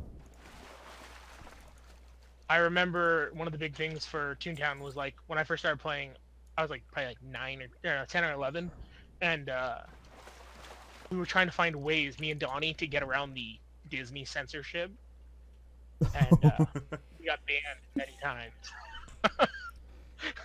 I remember me and for the what's it called? Maple Story. Me and Matt's older brother Sam, we would play it, and one way we would avoid talking to people because we didn't want to talk to anybody in the game is, someone would come up and try talking to us, and we would just put random things in Spanish, like just no hablo inglés, donde está la biblioteca, stupid things. And then finally one day someone came up and just put out this like mini paragraph in Spanish to us, and we're just like, run, and we just ran away. We just ran away. We're like, Oh, oh yeah. god, the game is up. We don't actually speak Spanish. I- Run. I never actually played a lot of online games as a kid. I was definitely had a lot of single player experiences as far as my favorite games go. Well, because also a lot of what you would have had would have been like the N64. Hmm. For the longest time, that was your guys' main gaming system. Honestly, the gaming Warcraft system 3. was like the N64 and the GameCube. Some of Yeah. the had some of my most fondest memories. Sims busting out. Oh yeah, Sims busting. We played so much Sims busting out. There was a lot. Luigi's Mansion. Oh yeah, you got the Was- other quest fish. Nice. I already turned that one in. You can hold on to it tomorrow. I just got one too. I yeah. have two ready for tomorrow. Then I have this and the octopus. Him. But Nice. yeah, God, Luigi's Mansion. So many hours in it. It's actually kind of funny. Hmm? Because I looked up when it was 2 or 3 years ago. I looked up what the world record time for Luigi's Mansion was, Mm-hmm. and one of my fastest times for beating that game, because I'd always try to beat the game faster and faster, and always try to get better and better at that game, was under the world record time. Oh wow. And yeah, and then they a bunch of like revisions to the run, and now I'm nowhere close to it. But as a kid, oh, I say kid, I played that game well past when I was a kid. There was a time when I probably could have had the world record for Luigi's Mansion if I ever actually bothered. Yeah. Well, it's like JD. You said no one actually technically has a record for the amount of times looped on Zeonic Front. Yes, nobody does have a record for that. Digimon World 2 has still never actually been beaten on a console. I believe the same can be said for a couple other games. I mean, Scooby-Doo, Scariest Capers, for the N64. Unbeatable. Oh God. You remember that game, Matt? You remember that? We would spend hours. We spent an entire afternoon. I remember this one time I spent an entire afternoon trying to beat that game. We couldn't get past level 1. Yeah, We we spent looked up 30 a minutes trying to guide. get into the goddamn trying to get into the goddamn museum. Yeah, we looked up a guide, and like the guide made no sense, so we couldn't actually do anything. We spent hours playing that stupid game. All right. Shitty topic. Here comes. Games that you love that you can go back now and play and be like, this is crap. Forbidden Memories is at the top of my list. Honestly, Stormy has a very good point that ties into this. Who remembers plug and plays? I love plug and plays. They're terrible. Not gonna lie, I had the SpongeBob plug and play as a kid. I Yeah. loved it. Yeah, I played it a me couple and years Sam back. would play it. It is garbage. Like, honestly, better used as a paperweight than a gaming system. But I loved playing that as a kid. Replaying Pokemon Red as an adult was disappointing. I still like playing the older ones. I do notice that I tend to only play the first half before I just slowly stop playing. It's like the first half that I love. Oh, nice, Matt. New achievement, 1,000 fish. Or items, I guess. I had one that was just a Yes, little- that's the one I had. The limbless body of SpongeBob, and his nose was the joystick. God, yeah. What the hell? Yeah. Yes, it was just his face, and his nose was the joystick. God, that is such garbage. Not gonna lie, I played it a couple years back after a while. And it's just like, wow. This is really, really shitty. Because I remember Sam and I would play it sometimes too when we wanted a break from like Perfect Dark. We played a lot of It Perfect was Dark. like, it was like what? It had. The one thing that I stood out the most was that it had no music. It just had sound effects. Oh yeah, that's right. It had like Yep. it had like that one shooter with Sandy, and then it had the maze. God, the Krabby Patty Olympics. I don't think we had the same one then, but it's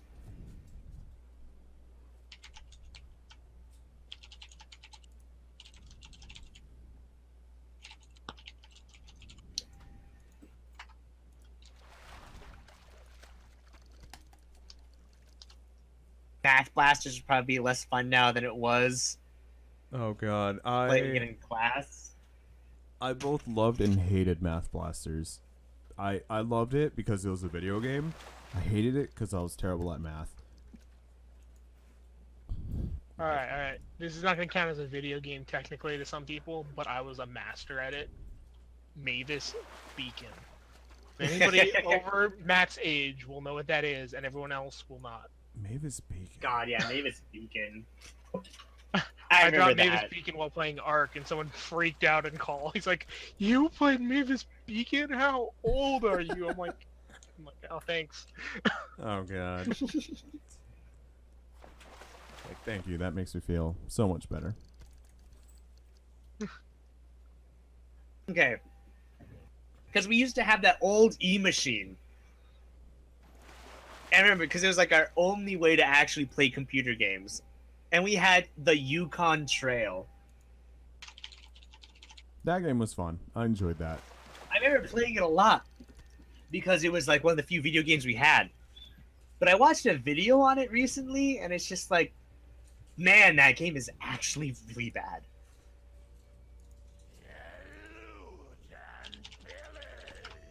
Alright, that guy's over here. He's probably already dead. I love that world boss. He spawns, he screams at the world, and then he just gets murdered. Guys. Yep. God, there are so many fishing achievements. There's so many. I'm like scrolling through them, and it's just like, how? I have all but a few of them. I have all but a few of every achievement section. God, there's so many. God. Man. A lot more nostalgia than I thought there was going to be doing Potato Talk. Yeah. Parents bought it for me without me knowing from a Scholastic Book Fair and tried to get me to play it, and I was pissed because I could see right through that BS. They were trying to get me to practice math. Fuck Mavis Beacon. Okay, I lied. I'm not done yelling. I Off-topic question. I can type like a god because of Mavis Beacon. What level are you guys? If you're going for an interview. I'm level 93 on my main. I have a 114 horde character, which is just going to be a money farm. I've got 120s out the wazoo, and many of them are paladin. Oh, yeah. This is more of a riddle than a topic. Name a title that has a good book, movie, and game. Ooh, that sounds like a good one. I'm going to be right back, though. I'm gonna say Yeah. Harry Potter by far has like some of the best games. Chamber of Secrets, when they introduced dueling, was amazing. I spent hours on that.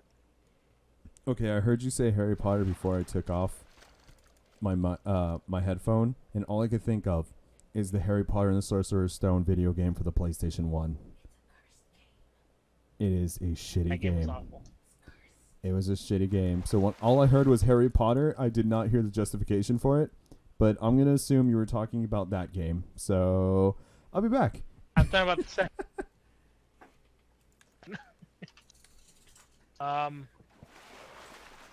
Here.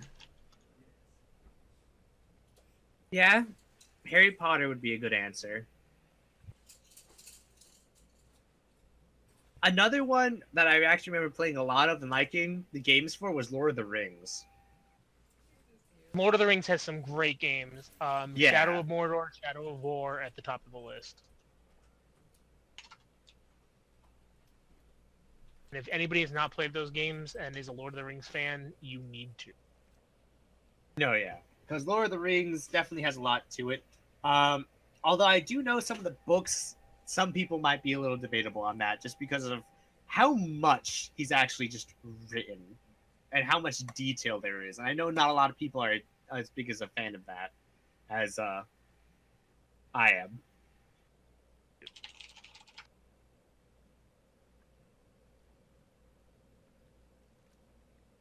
But as far as a Okay, general so- consensus for good movies, books, and games, I think Lord of the Rings. I also need to put World of Warcraft on the list. I was a huge fan of the World of Warcraft movie, or the Warcraft movie.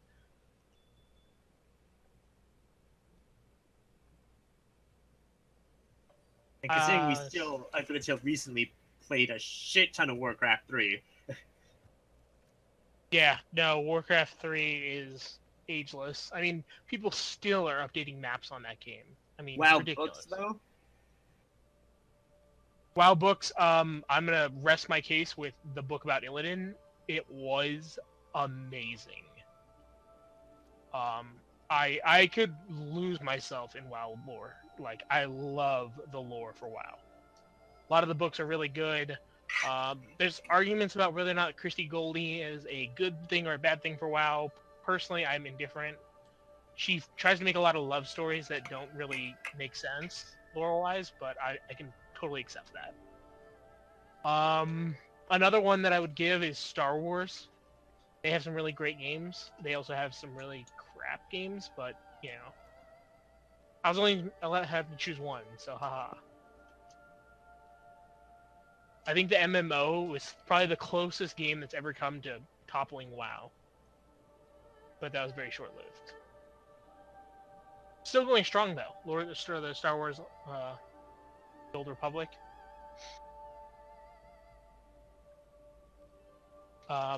Also, I put that game on the list of games that didn't hold up over time. Jedi Academy was. I tried replaying Jedi Academy. I could not do it.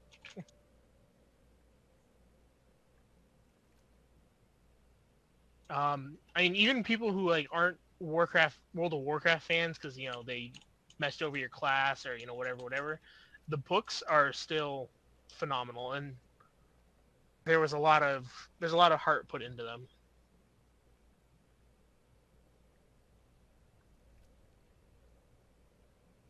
What is the oldest cartoon movies you've seen as a child? All right, I have a dad who's extremely old compared to everyone else's family, so I'll go last on this one and blow everybody out of the water. Okay. Ooh, this is hard. Okay. Let's see. Yeah, define cartoon first of all, because if Oh, yeah. we're counting like there's animated characters in it, because you know a lot of old Disney movies had some animated characters, but weren't entirely cartoon. Oh, I'm back. Alright, the question we're currently on is, what's the oldest cartoon movies you've seen as a child?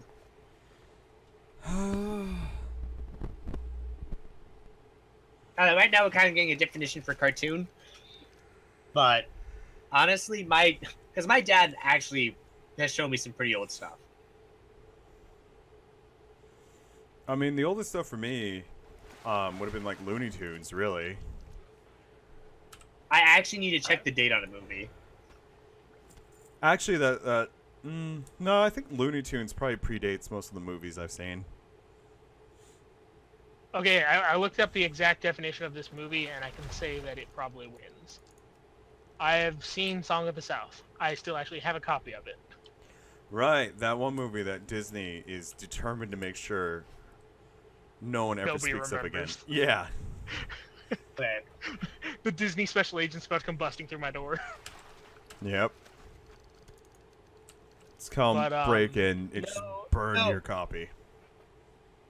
this one definitely wouldn't be the oldest. But as far as older movies go, one of the older ones I've seen is Wizards, 1977. It's literally just called Wizards. And I shit you not, the entire movie is so-so, but the ending was hilarious. And I kind of want to implement this into the D&D campaign at one point. Actually, yeah. Matt, you know what? I think The Hobbit, if you've seen the old animated Hobbit, Oh. that actually is up there. I have seen the old animated Hobbit. I've seen all those also. We had the disc somewhere. I think we lost it recently. I've been meaning to try and actually find a Oh God. a good copy. Ooh, actually, Matt, I think we have an older one than that. Watership Down?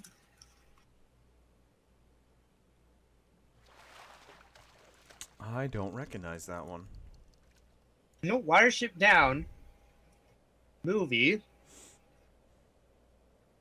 was made in 1978, but that's another good one. Oh god, I'm trying to remember what this movie was called. It was like this really old animated space movie, and it was when you could still cuss and still have it be like PG-13, and you can have a lot of cussing in it. I don't know. So, I think I know where we have it. It's in one of our little disc things. I kind of want to just be right back and try to go find it.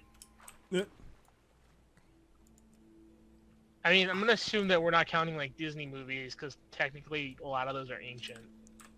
Yeah, which is Yeah, those are pretty old. Snow White, of course, wins because 1937. Yeah, that one's a bit old. Just a bit. Yeah, actually, that one's older than Song of the South, so that would actually be the winner.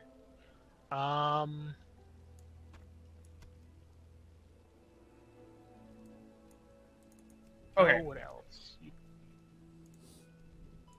Matt, if you feel like I'm cooking gonna up actually any be of right the back because fish. I want to find that movie. Okay. all right. You have fun finding that. I just set a fire on this boat that Matt and I are standing in. I'm sure it'll be fine. Somewhere in Dreamland, 1936. Damn, that's old. I don't think I've seen that one though. That is actually.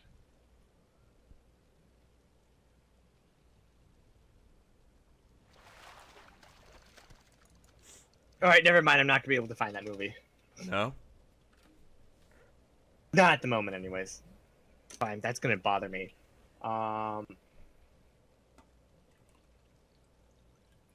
didn't even be pointing. Ooh.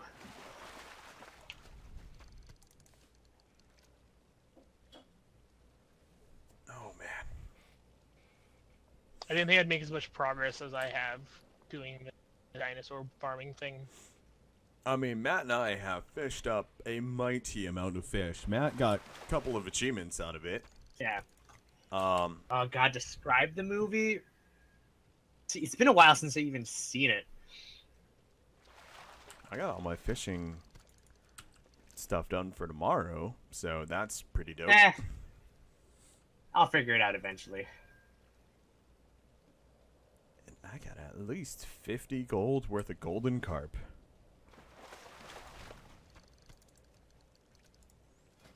But yeah, there's definitely a lot of Oh. older movies I've seen. What? The Adventures of Prince Ahmed. I have seen that one, and that was 1926. My dad has a copy of that. Damn. Have you guys ever seen? This is an old movie. It's not it's not animated though. It's The Thief of Baghdad. I've heard the Hey, name, Andre. but I know nothing of it. Hey, what up, It's Andre? like one of the original Aladdin stories. Matt, I might have to bring it by so you can watch it sometime. It's old, but it's amazing.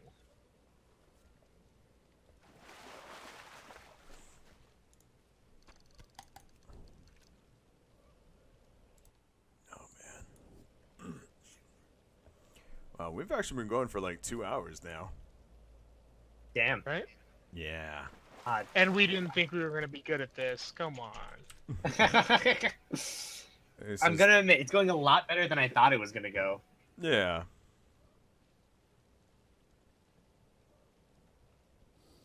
We're definitely gonna have to come up with new topics for next time.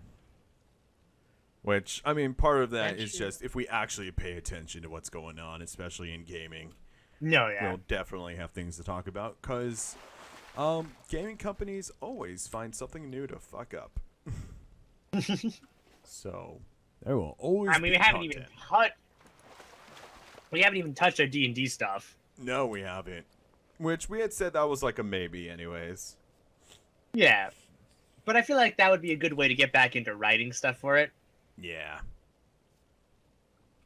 Also, since we actually kind of want to make the system good, having secondary opinions is always nice. That's true. I mean, yeah.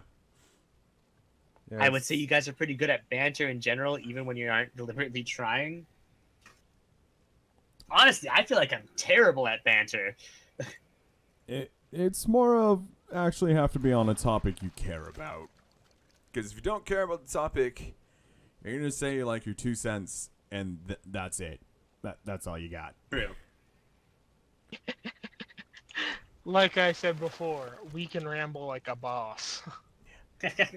What is Dream Daddy coming back?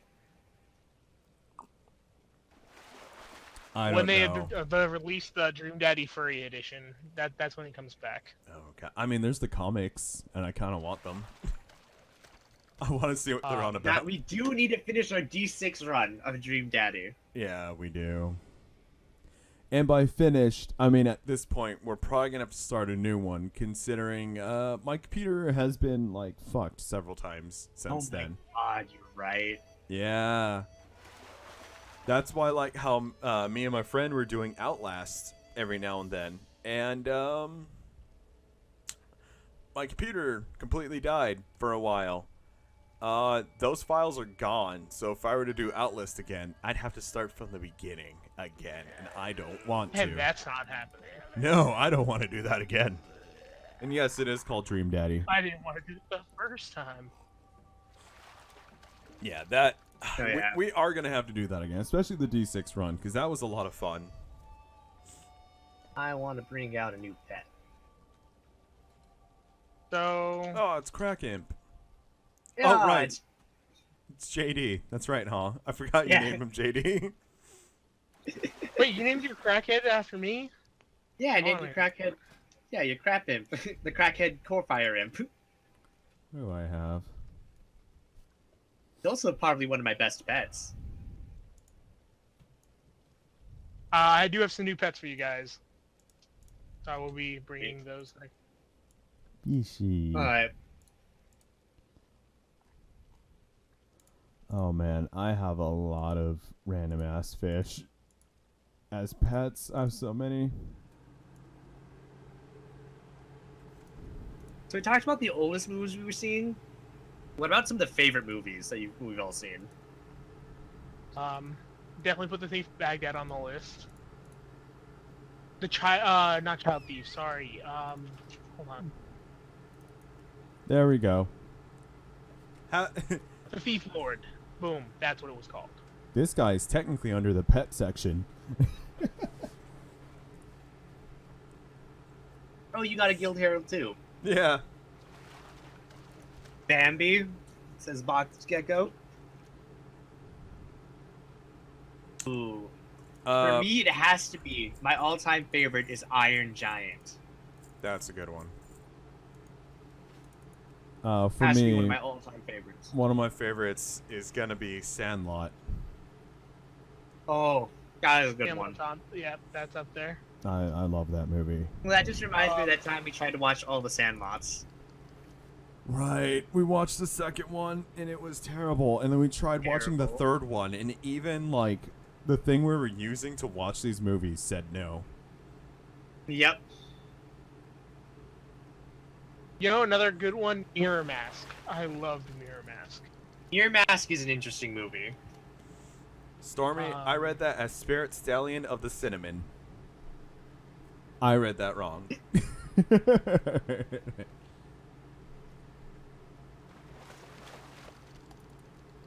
I always try to like accredit the actors with what they went through making the movie. So the Mummy movies, definitely. I mean, the main guy from that, his career is over because of those movies. He's done. I did notice that I haven't seen him in anything, and I never knew why. Oh no, he's done. Like physically, his body's destroyed. Really? And then his wife sued him for like everything. That I did hear. I did hear that. He went through a real bad divorce, and she just took, like, everything. Yeah, he said he regretted returning for the third movie because he got injured a lot.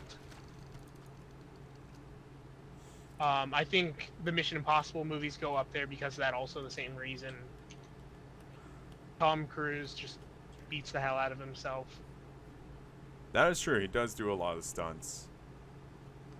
The Rocky movies, I think those are just,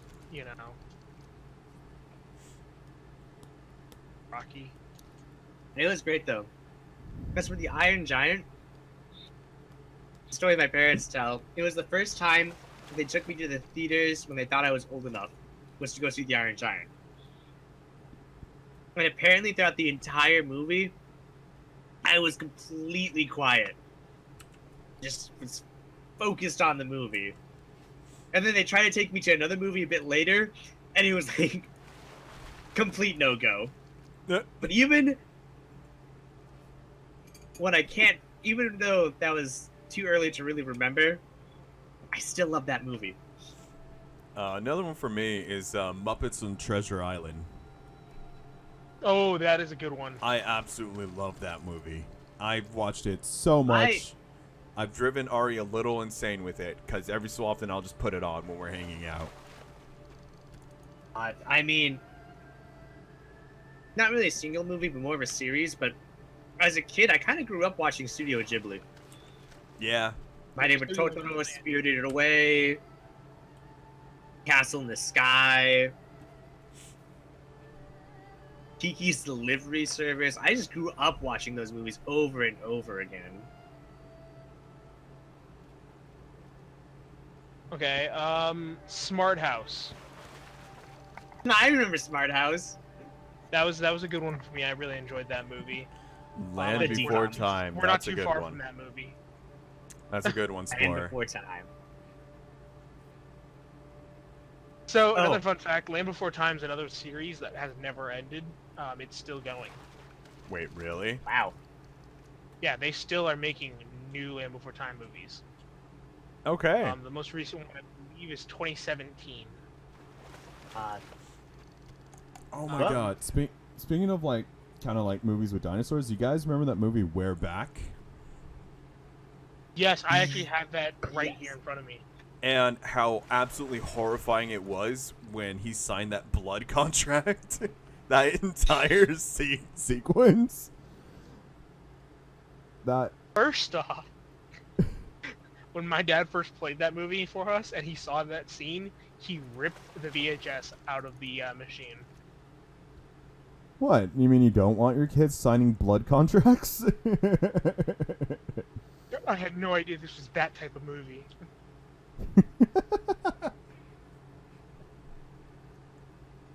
I think Red Yeah. Back is probably one of those ageless ones. There's two other movies. One of them was The Great Mouse Detective. That's another one that I really, really enjoyed. And there was another one that was Three Amigos. Oh, And it was literally... Oh, I'm thinking of a different one. I'm thinking the Three Caballeros. Oh yeah, that one. No, I think it was that one, right? Birds. And One that was Birds, teaching yeah? about... Yes. Yeah, Three Caballeros. I was so happy last year when I went to Disneyland around like Day of the Dead and all that. They actually had the Three Caballeros at the park. They never have them anywhere. That's like one of those movies that they rarely bring up. but Probably because they were like hyping up for like Coco and everything. Like they had the Three Caballeros Yeah. and it was amazing. I think Coco's up there, actually. I really enjoyed Coco. Yeah, Coco was really good. yeah. Okay, Also, new question. Hmm? What? oh, I'll just say real quick. You guys remember in Coco early on where the abuela chucks the chancla at the dog? Yeah. Did anyone else half expect the chancla to come back? Like a boomerang? I did. I actually thought, like, Yeah. it was going to be, like, the ninja skill of the grandmother. Yeah, I thought she was going to chuck it at him, and then it was going to come back. And I watched it with Ari, and she's like, why would it come back? I'm like, you've never You heard of, don't like, the boomerang understand. chancla? I've heard of, like, one of my friends had told me when he was a kid, and he would try and sneak to, like, the kitchen to, like, get food at night. And he's like, yeah, my grandma, she's essentially blind. Was like asleep in the corner, and I was on the way to the kitchen, and suddenly I just get smacked in the face from across the room with the chancla, and it's just like, She is blind. She could barely hear anything. The fuck? And he's like, I just ran back to my room. He went to sleep. With a look of Yeah. So, what was shit that was way too scary for you as a kid, but nowadays isn't so bad?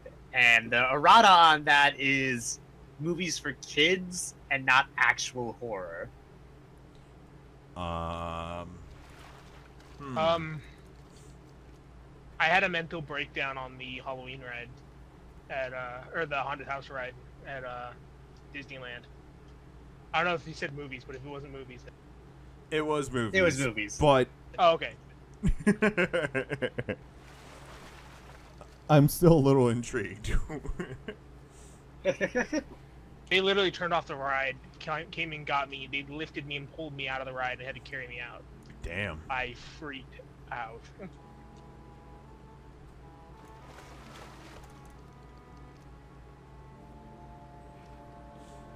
Problem is, like, I started on movies like really young, and so I never had movies that scared me that way. Yeah. There I were. watched Chucky when I was 3. Oh yeah. There were some movies that kind of scared me, but they made sense. Like, as a little kid, I hated the Aliens movies.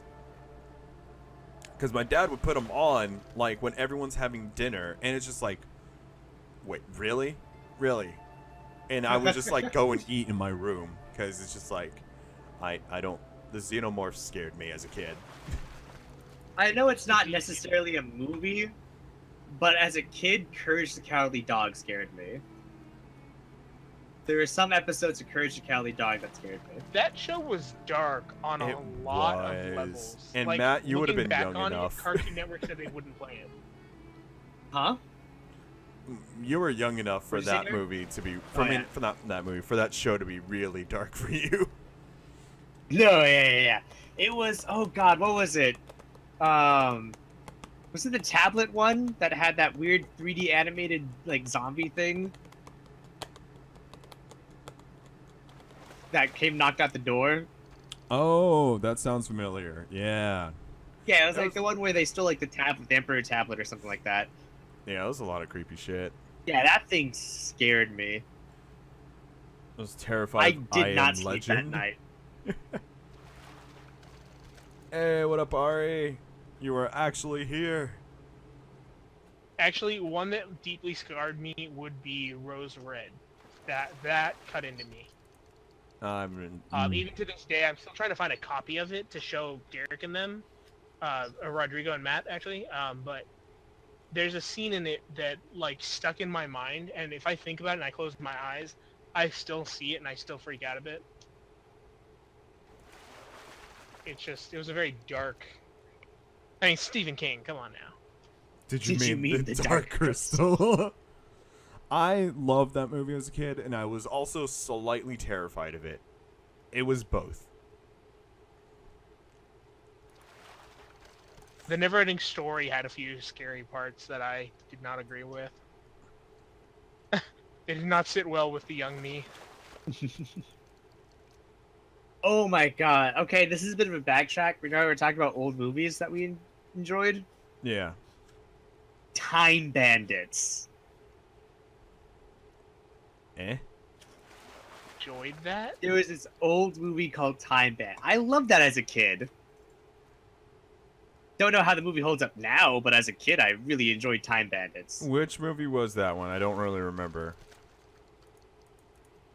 That was the movie where the kid essentially just got abducted by a bunch of time-traveling dwarves.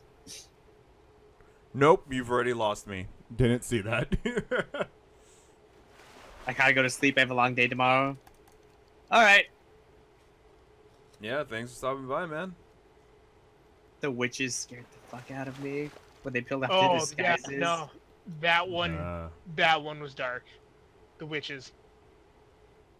Holy crap, I forgot about that one. The way they removed their faces was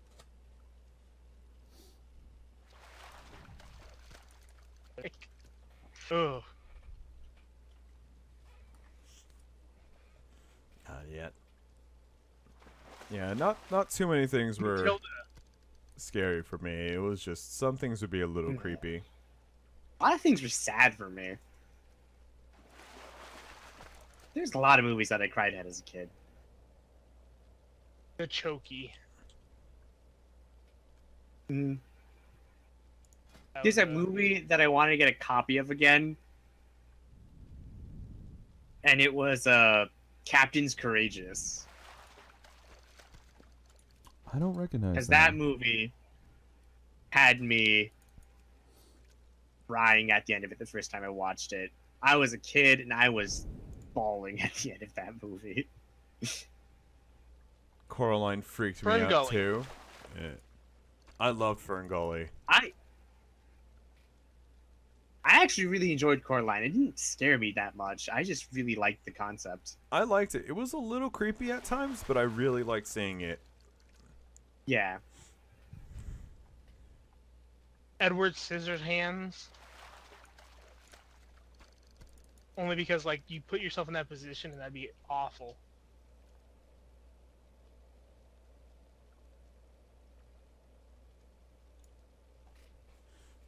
Mm. I have so many fish. Same. I have so many fish. And I'm getting to the point where a lot of got- these fish aren't really worth anything. I have a stack of golden carp. I They ha- aren't worth anything. They're worth 50 gold. What are you talking about for that entire stack? Are they? Why? As in vendor trash, 50 gold. That poor world boss is gonna get murdered again. Hey, hello. Hey, what up? Oh man. So many goddamn fish. Kind of funny because we just accidentally rambled our way through most of the topics we've written down. And I wasn't Yeah. most of the topics I written down. And I wasn't even the one bringing them up. Yeah. The I mean, we've gone for 2 hours at this, almost 2.5 hours at this point of just rambling. Yeah. God. here's a question. Favorite author? Mine Favorite? is Oh, Brown. that is Mm. hard. That is really hard. I have a good top 3 though. Okay, who are your top That three? is Brahm, yes. Neil Gaiman, Okay, Mhm. I agree. and one of my more recent ones. One of the more recent authors I discovered is Peter Klein's. What does he write? I recognize the name. He was the one that wrote JD. You know, because you listened to part of it. It was Paradox Bound 14. Oh, yes. Yeah, I still need to hear the end of that. I just really love the way he writes characters because they just feel like actual people that you can just walk up and meet somewhere. They don't feel artificial, and the way they react was just, I don't know, it just feels natural. Neil Gaiman, I just love his books. Some of them can be a little long-winded at times, not gonna lie, but I just love the concepts and stories he comes up with. I'm actually going And through Brahm- Neil Gaiman's Norse mythology right now. That's what I'm working on. And Brahm is just so dark. He is, like, I don't know, it is dark and twisted, and I love it. He is a very damaged soul. I'm so grateful to him. But all right, If anybody somebody does else. not know, check that out. Brahm. Somebody else go, because I will rant all day on books. Oh no, mine's Gerald Brahm. Well, for me, because it's pretty simple. It's for like, it definitely Tolkien has got to be my like all-time favorite. Yes. Just because I've read those books so much, and I mean, listen to the tapes, everything. I just absolutely love the world he created. It is one of my favorite works of fiction. Mhm. And aside from that, I do absolutely love Brahm. I've only gone through 2 of his books so far, but I love them. Krampus has got to be one of my favorite books that I've I would say read, but I listen to more books than anything. I don't really read them because I get distracted too easily, and I'll read the same page like 20 times, and I'll get nowhere. But if I listen to it on an audiobook, I can get through it, no problem. So yeah, I absolutely love Brahm. Cramp is one of my favorite books, and I'm really enjoying Neil Gaiman. Like, I didn't even realize Coraline was his work, but it makes Coraline a lot is of his work. sense. Now I just want to go through and read or listen to some of these books again. Also, Yeah. Stormy, that one scene in Coraline that you were saying was terrifying. When I saw that movie in theater, I saw it in 3D. So, that scene, pretty creepy. That was dark. Ah, Wait, Yeah. there's something. Dwayne Johnson is producing a movie based on. No. On what? what? On what? Can't just leave us hanging, man. He's doing The Plucker. He's doing the Plucker. That one I haven't Yeah. read yet. As of. Okay, it's Hold on a a picture second. book, Derek. So Yeah, you're not gonna. I just don't have Yeah. one. I need to read it when I go Oh down my there. God. Oh my god, I need to make sure that this is actually legit. Hold on a second. But No, I yeah. like what you If guys any have of you told in me about chat it. are readers. Those are all amazing authors to check out. Yeah. I'm pretty sure everyone knows of Tolkien just because of Lord of the Rings, Oh, yeah. but the other two main ones of Brahm and Gaiman. And Peter Clines. Yeah. I would which, recommend all of them. which Neil Gaiman is becoming more and more popular because of, American Gods is doing so well, and I can't wait for season 2.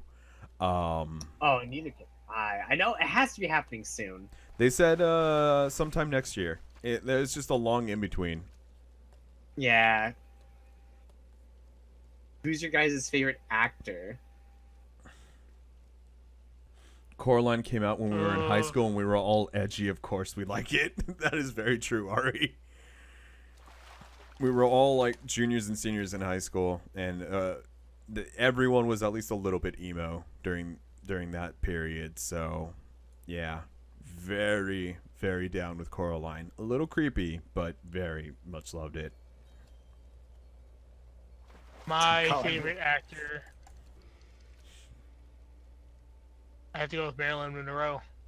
Not just for her looks, but her singing ability was phenomenal. I enjoyed her stuff. I am terrible with names. So, I wouldn't be able to say. I mean, I've made I've based a religion around Morgan Freeman. It might have to be him. Although I will say I don't know, because there's a lot of actors I really like. Because there's like Christopher Lee, Patrick Stewart, well, yeah, Morgan Freeman is one I just absolutely love. Which is why I always joke when I talk about Bruce Almighty. It's like, yeah, it's a documentary, don't you know? It's not a work of fiction. Yeah, Explorer, Gandalf is also one of my favorite actors.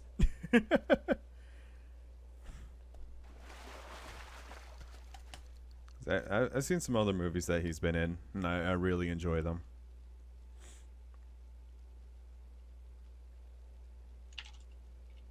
Good job, Ari.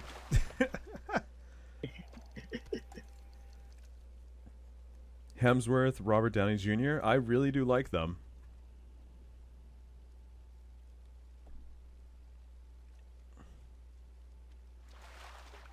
And then even for like actresses, I really like Natalie Portman. She's really cool. Emma Watson, of course, because of fucking Harry Potter. Also, just everyone in Harry Potter, just all of them. They're all cool. So actors and actresses are really hard. Mm.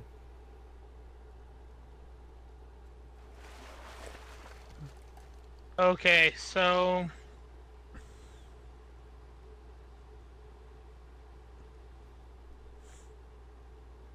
The Plucker was originally brought to New Line Cinema by Channing Tatum, who adamantly tried to get the movie made.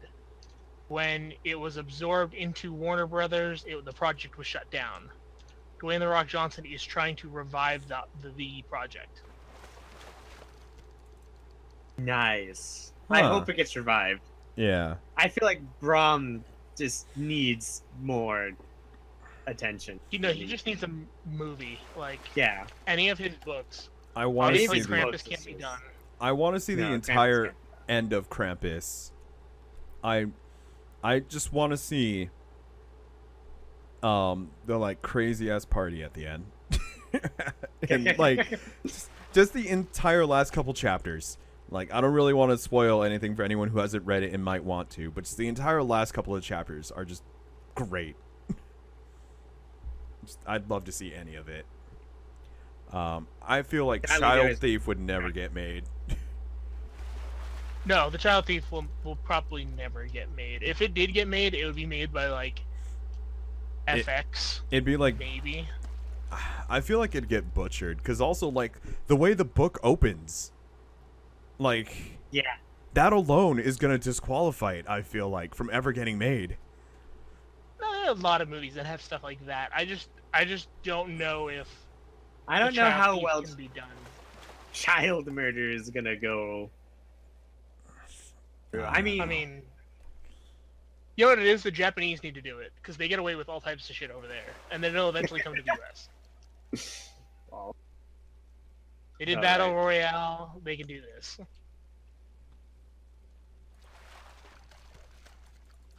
I would be. I agree with you, Stormy. So That is a happy. bit weird. Well, it's just like What- people who what's it called? That younger generations of kids might not recognize Emma Watson as, you know, Hermione from Harry Potter, but as Belle from Beauty and the Beast. And one thing I think of with that is that with The Rock, that people who are younger are going to know him as Dwayne Johnson, but the older you get, it's just like, no, he's The Rock. Because, like, the early movies he was in, he was always put as The Rock in it. Then it was like Dwayne The Rock Johnson. And then now they just call him, like, Dwayne Johnson in movies. But it's just like, no, The Rock. That's actually part of his name, as far as I'm concerned. You know what the problem will be though is if The Rock does get behind this project, and he does Plucker, he cannot put himself in it. I don't know anything of There's- the book. I don't know if there was any way he would fit. No, he wouldn't. No, he Um, wouldn't. he would have to play one of the animated characters, and I'm not sure I like his voice for any of them.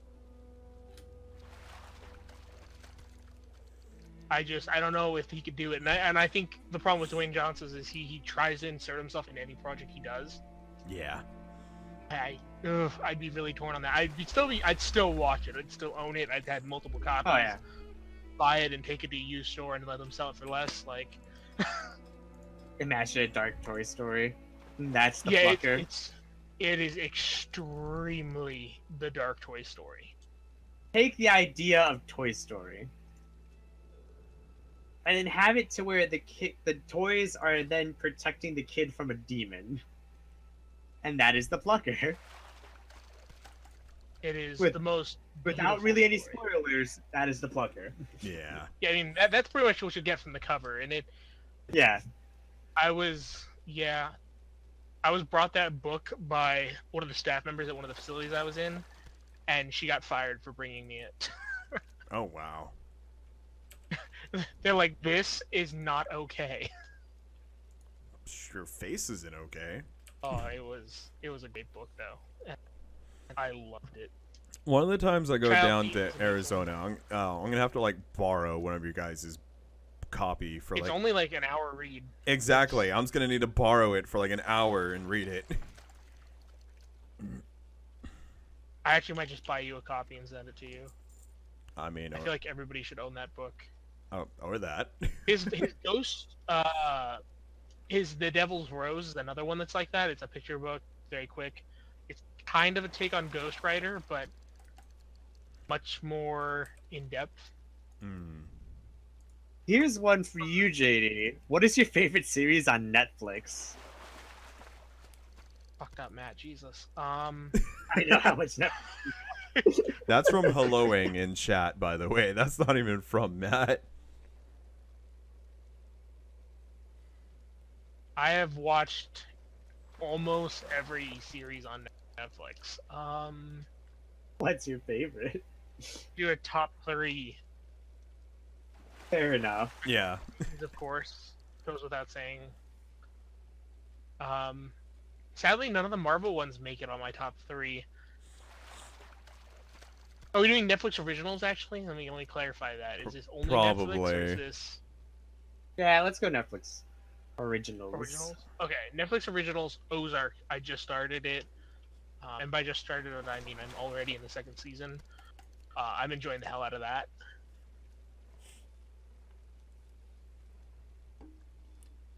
You know what? Marco Polo. Marco Polo was amazing. With timepieces, I'm always like amazed when they nail the look, they nail the outfits, they just have all of this stuff. And I feel like Marco Polo nailed that one. Plus it painted Genghis Khan in a much better picture. If you guys don't know, it's about Genghis Khan adopting Marco Polo, more or less. Plus adoptions in it. Yeah. Yeah, that's always like points for you. Yep. I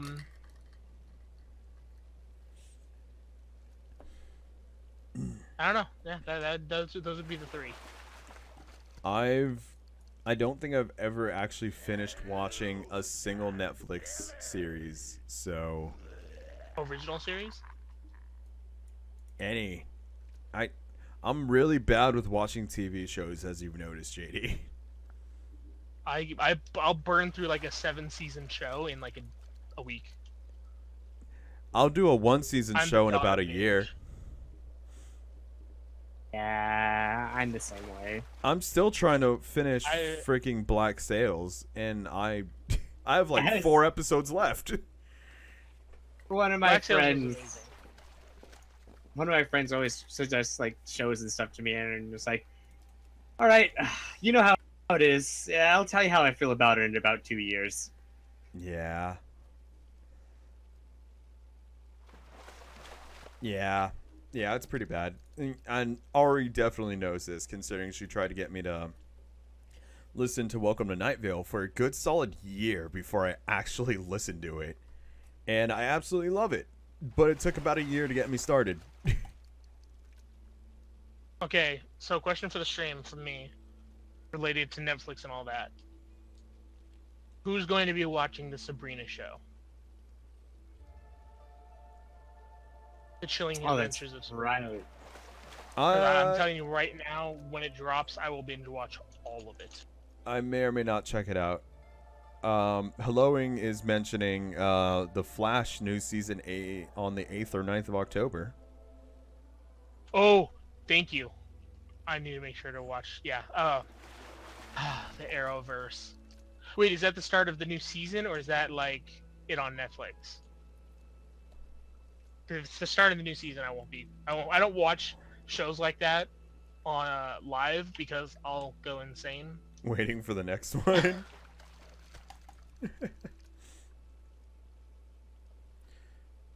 Yeah, no, I'm definitely gonna be watching Sabrina. I'm not as hung up on the old Sabrina as everybody else is. I've watched all of the old Sabrina.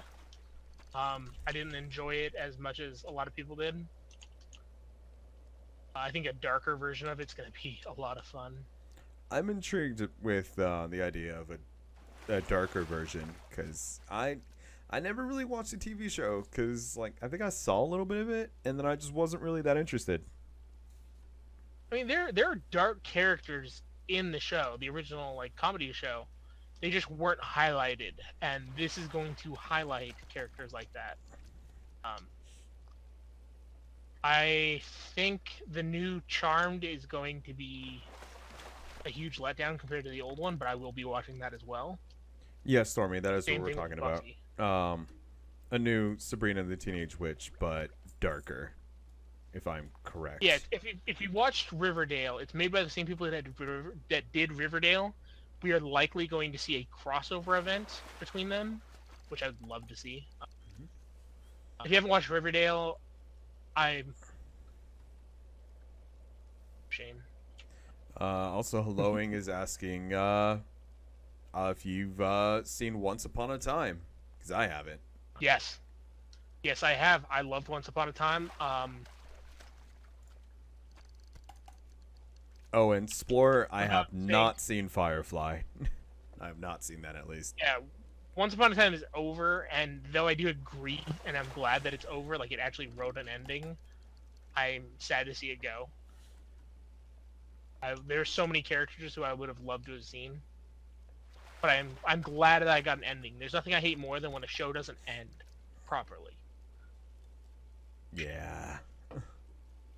If that happened with One Piece, I don't know what I'd do. I don't know what you'd do either. You'd probably just, like, die.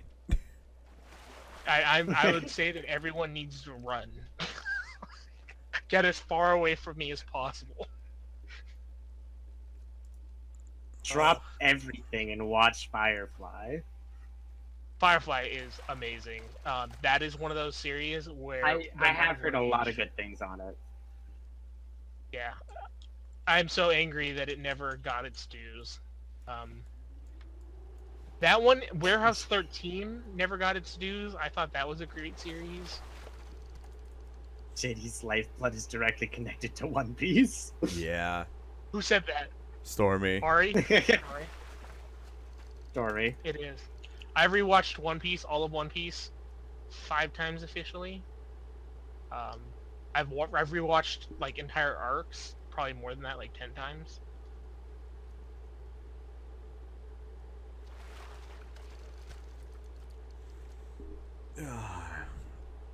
But have you watched a good know. anime like Naruto?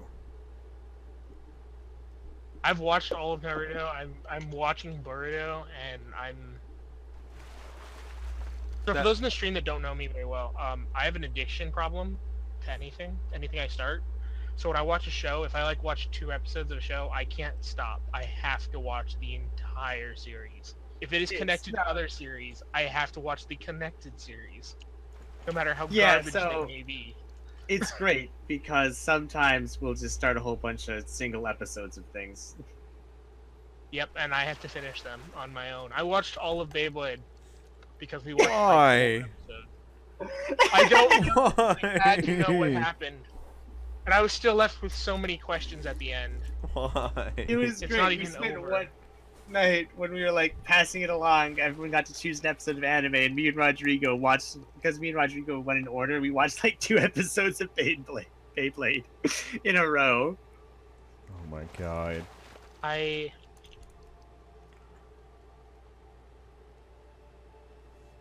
You know, one I do need to finish watching, oddly enough, is Initial D. Me, Sam, and Aaron started watching it when they were out Here for Anime Expo.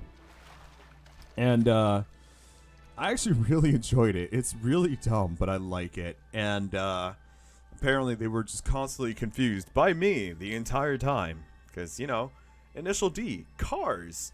They don't know anything of cars, and apparently they didn't know that I actually knew a bit about cars. So they were just like, what the fuck? Where did all this knowledge come from? Why do you know things? Who are you?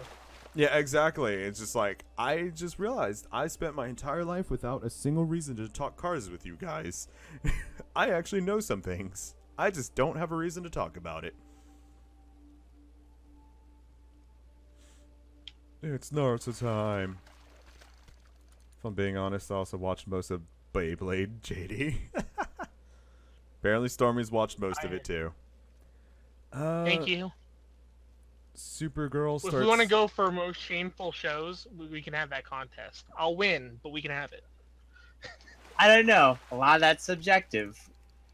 Yeah. It really is. I'll still say that I win.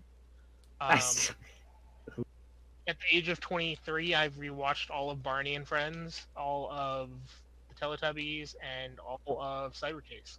Although Cyber Chase is really good. I enjoy Cyber Chase was good. The rest of them I have no excuse for. Not really. It's Crash the Naruto time. Oh god.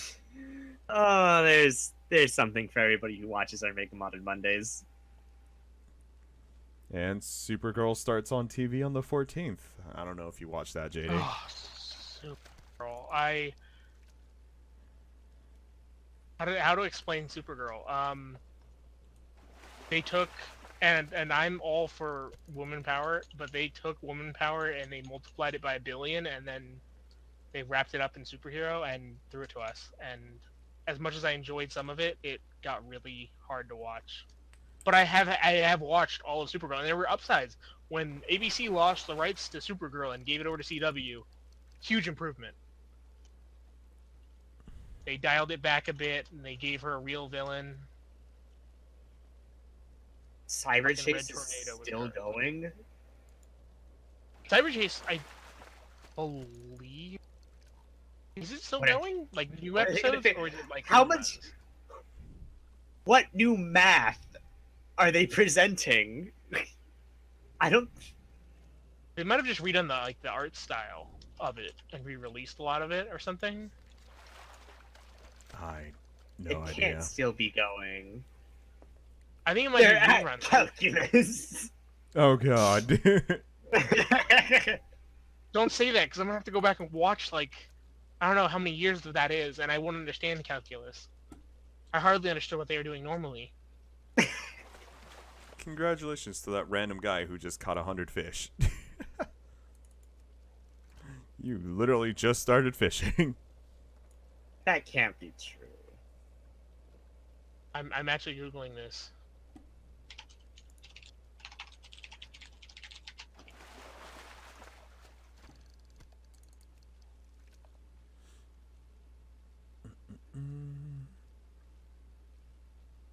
I have the Flash and Supergirl on a timer to ring when it starts. And I'm just really bad when it Oh comes my to shows. god. It went from January 21st, 2002 to April 20th, 2018. I just saw that. I do have to catch up. Oh man.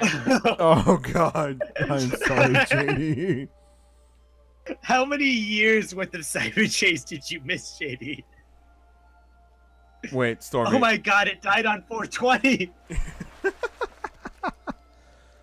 That is Are you hilarious. thinking 20th, on the door? 2018. Like that's enough of this shit.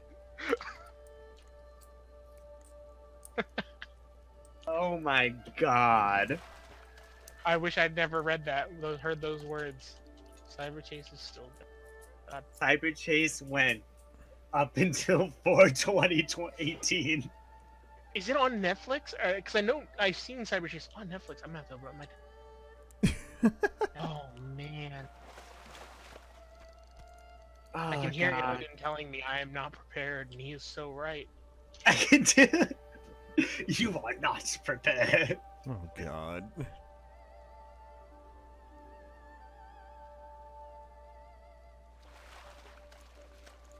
I mean, Oh good on them. Those voice actors must have made a freaking fortune. Or did they The change it? virus Oh, took man. almost 2 decades to fix. Did they actually fix the virus, or? Shut up, spoilers. Good God. Yeah, God, like, That. Okay, so. They must Alright, have- here it is. Movies into TV shows that should never have been done. Home. Starting it with Home. Is there any Favorite worse TV show. movie that should not have been turned into a TV show?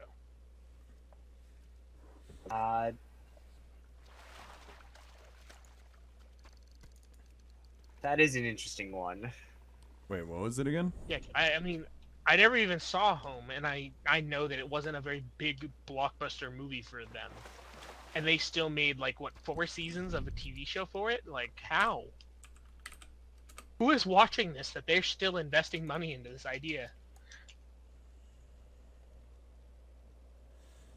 I like how at this point, Matt, we're just sitting here and just drinking. Oh, you instantly got drunk.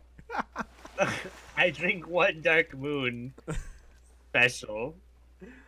instantly drunk. I had 2 of the freaking beers and just tipsy.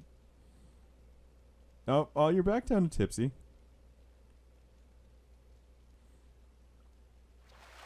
I think you said I was talking about at the end.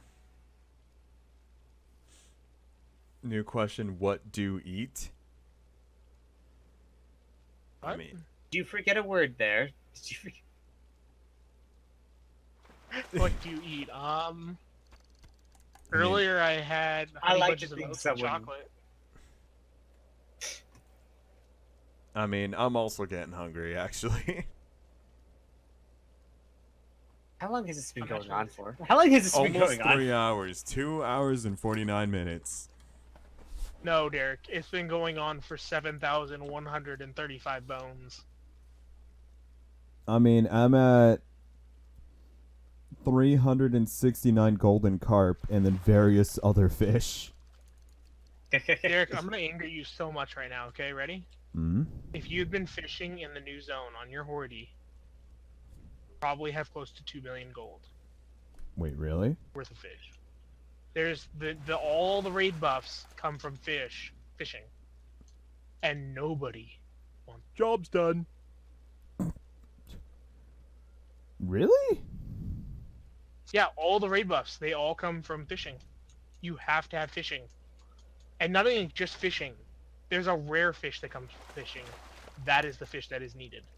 God. I Well, have 9 on Valkyrian. I guess I'm gonna have to do that then. That's gonna be kind of shitty to level because the Horde doesn't even have fishing yet. I need to pick that up on him. Well, it doesn't matter because like when you go to the new zone, Yeah, it starts from start at 1. yeah, 1 at there rather than. Oh God! Imagine if you had to go from classical all the way. Oh God. I think No, literally. that's what you used to have to do. I don't have to imagine it. I've lived it. Oh, you know what? I've always meant to ask. I heard before in World of Warcraft a certain raid or dungeon dropped that had a debuff that did damage to you, and it was like the plague, and Blizzard fucked up, and it was able to leave the dungeon, and it was contracted to like the cities, and anybody who was below a certain level would just drop dead. So the cities Yes. just became abandoned. Were you around for that? No, I wasn't around for that, but I do know that that was a thing. It's similar to how you can drag the world bosses or the old world bosses to cities, and you'd kill entire cities. That's right. And the fun mechanics nowadays, where the more mobs that are hitting a target, the more people that are hitting a target, the more health it has. World bosses become invincible. Yeah, if you were to bring it into a main city, I That's don't. assuming people were willing to even attack it. Yeah.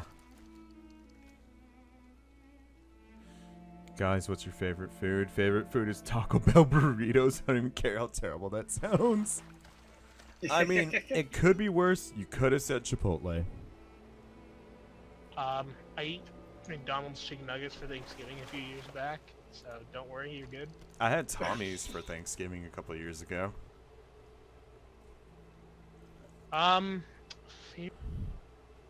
Actually, I worked at McDonald's on Thanksgiving years ago.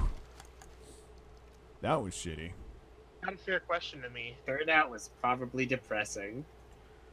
I mean, I definitely had some chicken nuggets on Thanksgiving. Because, fuck you, I cooked those nuggets and you don't pay me enough. McDonald's employees are. Hey, the manager stole food, so we said, fuck it. It was great. There was one time, there was a new girl there, and she's just like, oh, I really want one of the, like, cookies, because they just came out of the oven. And she's like, oh, I want one, but that would be stealing. And then one of the people who had been working there for years, is like, oh, yeah, just take one. She's like, no, that'd be stealing. Also, there are cameras. It's like, no, if you do this, and essentially as you walk by it, you just palm it. And if you do it just right, the cameras couldn't see you, and you just walk downstairs to where the, like, employee area is to eat. And it's like, they will never see it. And even if a manager walks downstairs and sees you eating a cookie, they're not going to care. And I would do that all the time. It's like, I'm baked these cookies. Or apple pies. Or s'mores pies. Or chicken nuggets. I've eaten such crap in my life that I'd eat anything and be happy. Not that.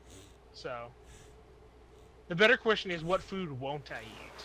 I will not eat powdered eggs, and I will not eat oranges ever, ever. Orange? Oh, right. You've told us why. I remember.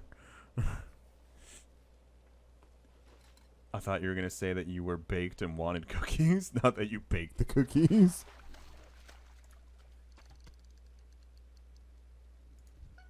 Bonkers. What? Where'd you get that from? I got it from one of the chests in the Timeless Isles. Nice.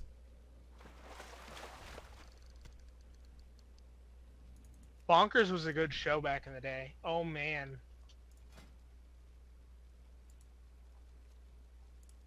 That they should add to Netflix. God, they need to add an old Disney like section. Troop. Bonkers.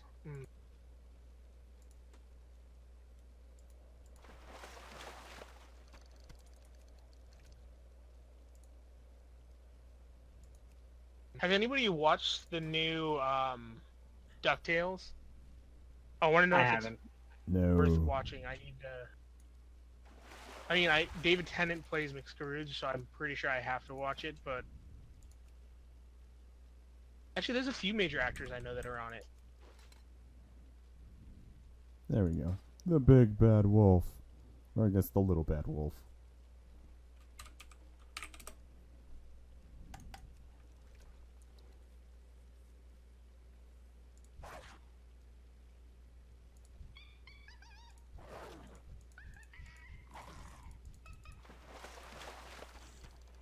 Oh, man. I think That's gonna be it for yeah, I think I'm just about done. me. I have... I think I've done enough fishing for today. Are we gonna play something, or are we calling the entire stream? I'm thinking maybe calling this stream. We've been going just under 3 hours. Yeah, I'd which is 2 hours longer than we ever thought we'd go for it. that is true. We thought we'd go for like Half hour. yeah, we thought it would be like half an hour to an hour that we'd be Going for potato talk. Yeah, this went on for like 3. Oh my god, can I tame you? Can I tame this pet? Derek, where are you at? I No, want to go I fuck it can't. up. Oh. I think it belongs to someone. Cannot be tamed. It's called Chian Chian. It's like this little pug. Look at it. Does it show up as orange on the map? Like an orange paw? No, it does say cannot be tamed. Okay. Because I wasn't sure if it was one of the legendary pets that you have to defeat. Oh no. They're All right. scary. Thank you very much, everyone, for hanging out with us Listening to us ramble. for like 3 hours. This was first time doing potato talk. Those Yeah, birds and just I fell out of the sky. actually think it went pretty well. I enjoyed it. So yeah, if you guys like this, be sure to give us a follow, join us on Twitter and Discord, and if you want more of this, just let us know and give us some On the ideas. Discord, if you join, pretty soon after making this, we're probably going to add a little area for questions or discussions to discuss on Potato Talk. Yeah, so we'll add that in if there's anything you guys wanted us to talk about. Yep. And also, if you reach 10 subscribers or get 1,000 followers, we'll be doing a 24-hour stream. Yep. So yeah, stream Monday through Thursday, 12:30 p.m. Pacific Standard Time and 8:30 p.m. Pacific Standard Time. 12:30 is the World of Warcraft stream, and 8:30 is other various games like Don't Starve, League of Legends, Overwatch. just whatever else we feel like doing. And I guess now potato talk. Yeah, that's gonna be a thing. Don't know when we're gonna do it again, but we're definitely gonna do Yeah. it again. Yeah. So yeah, thank you very much, everyone. And Have a good night. yep. You are all adopted. Good night, everyone. Job's done.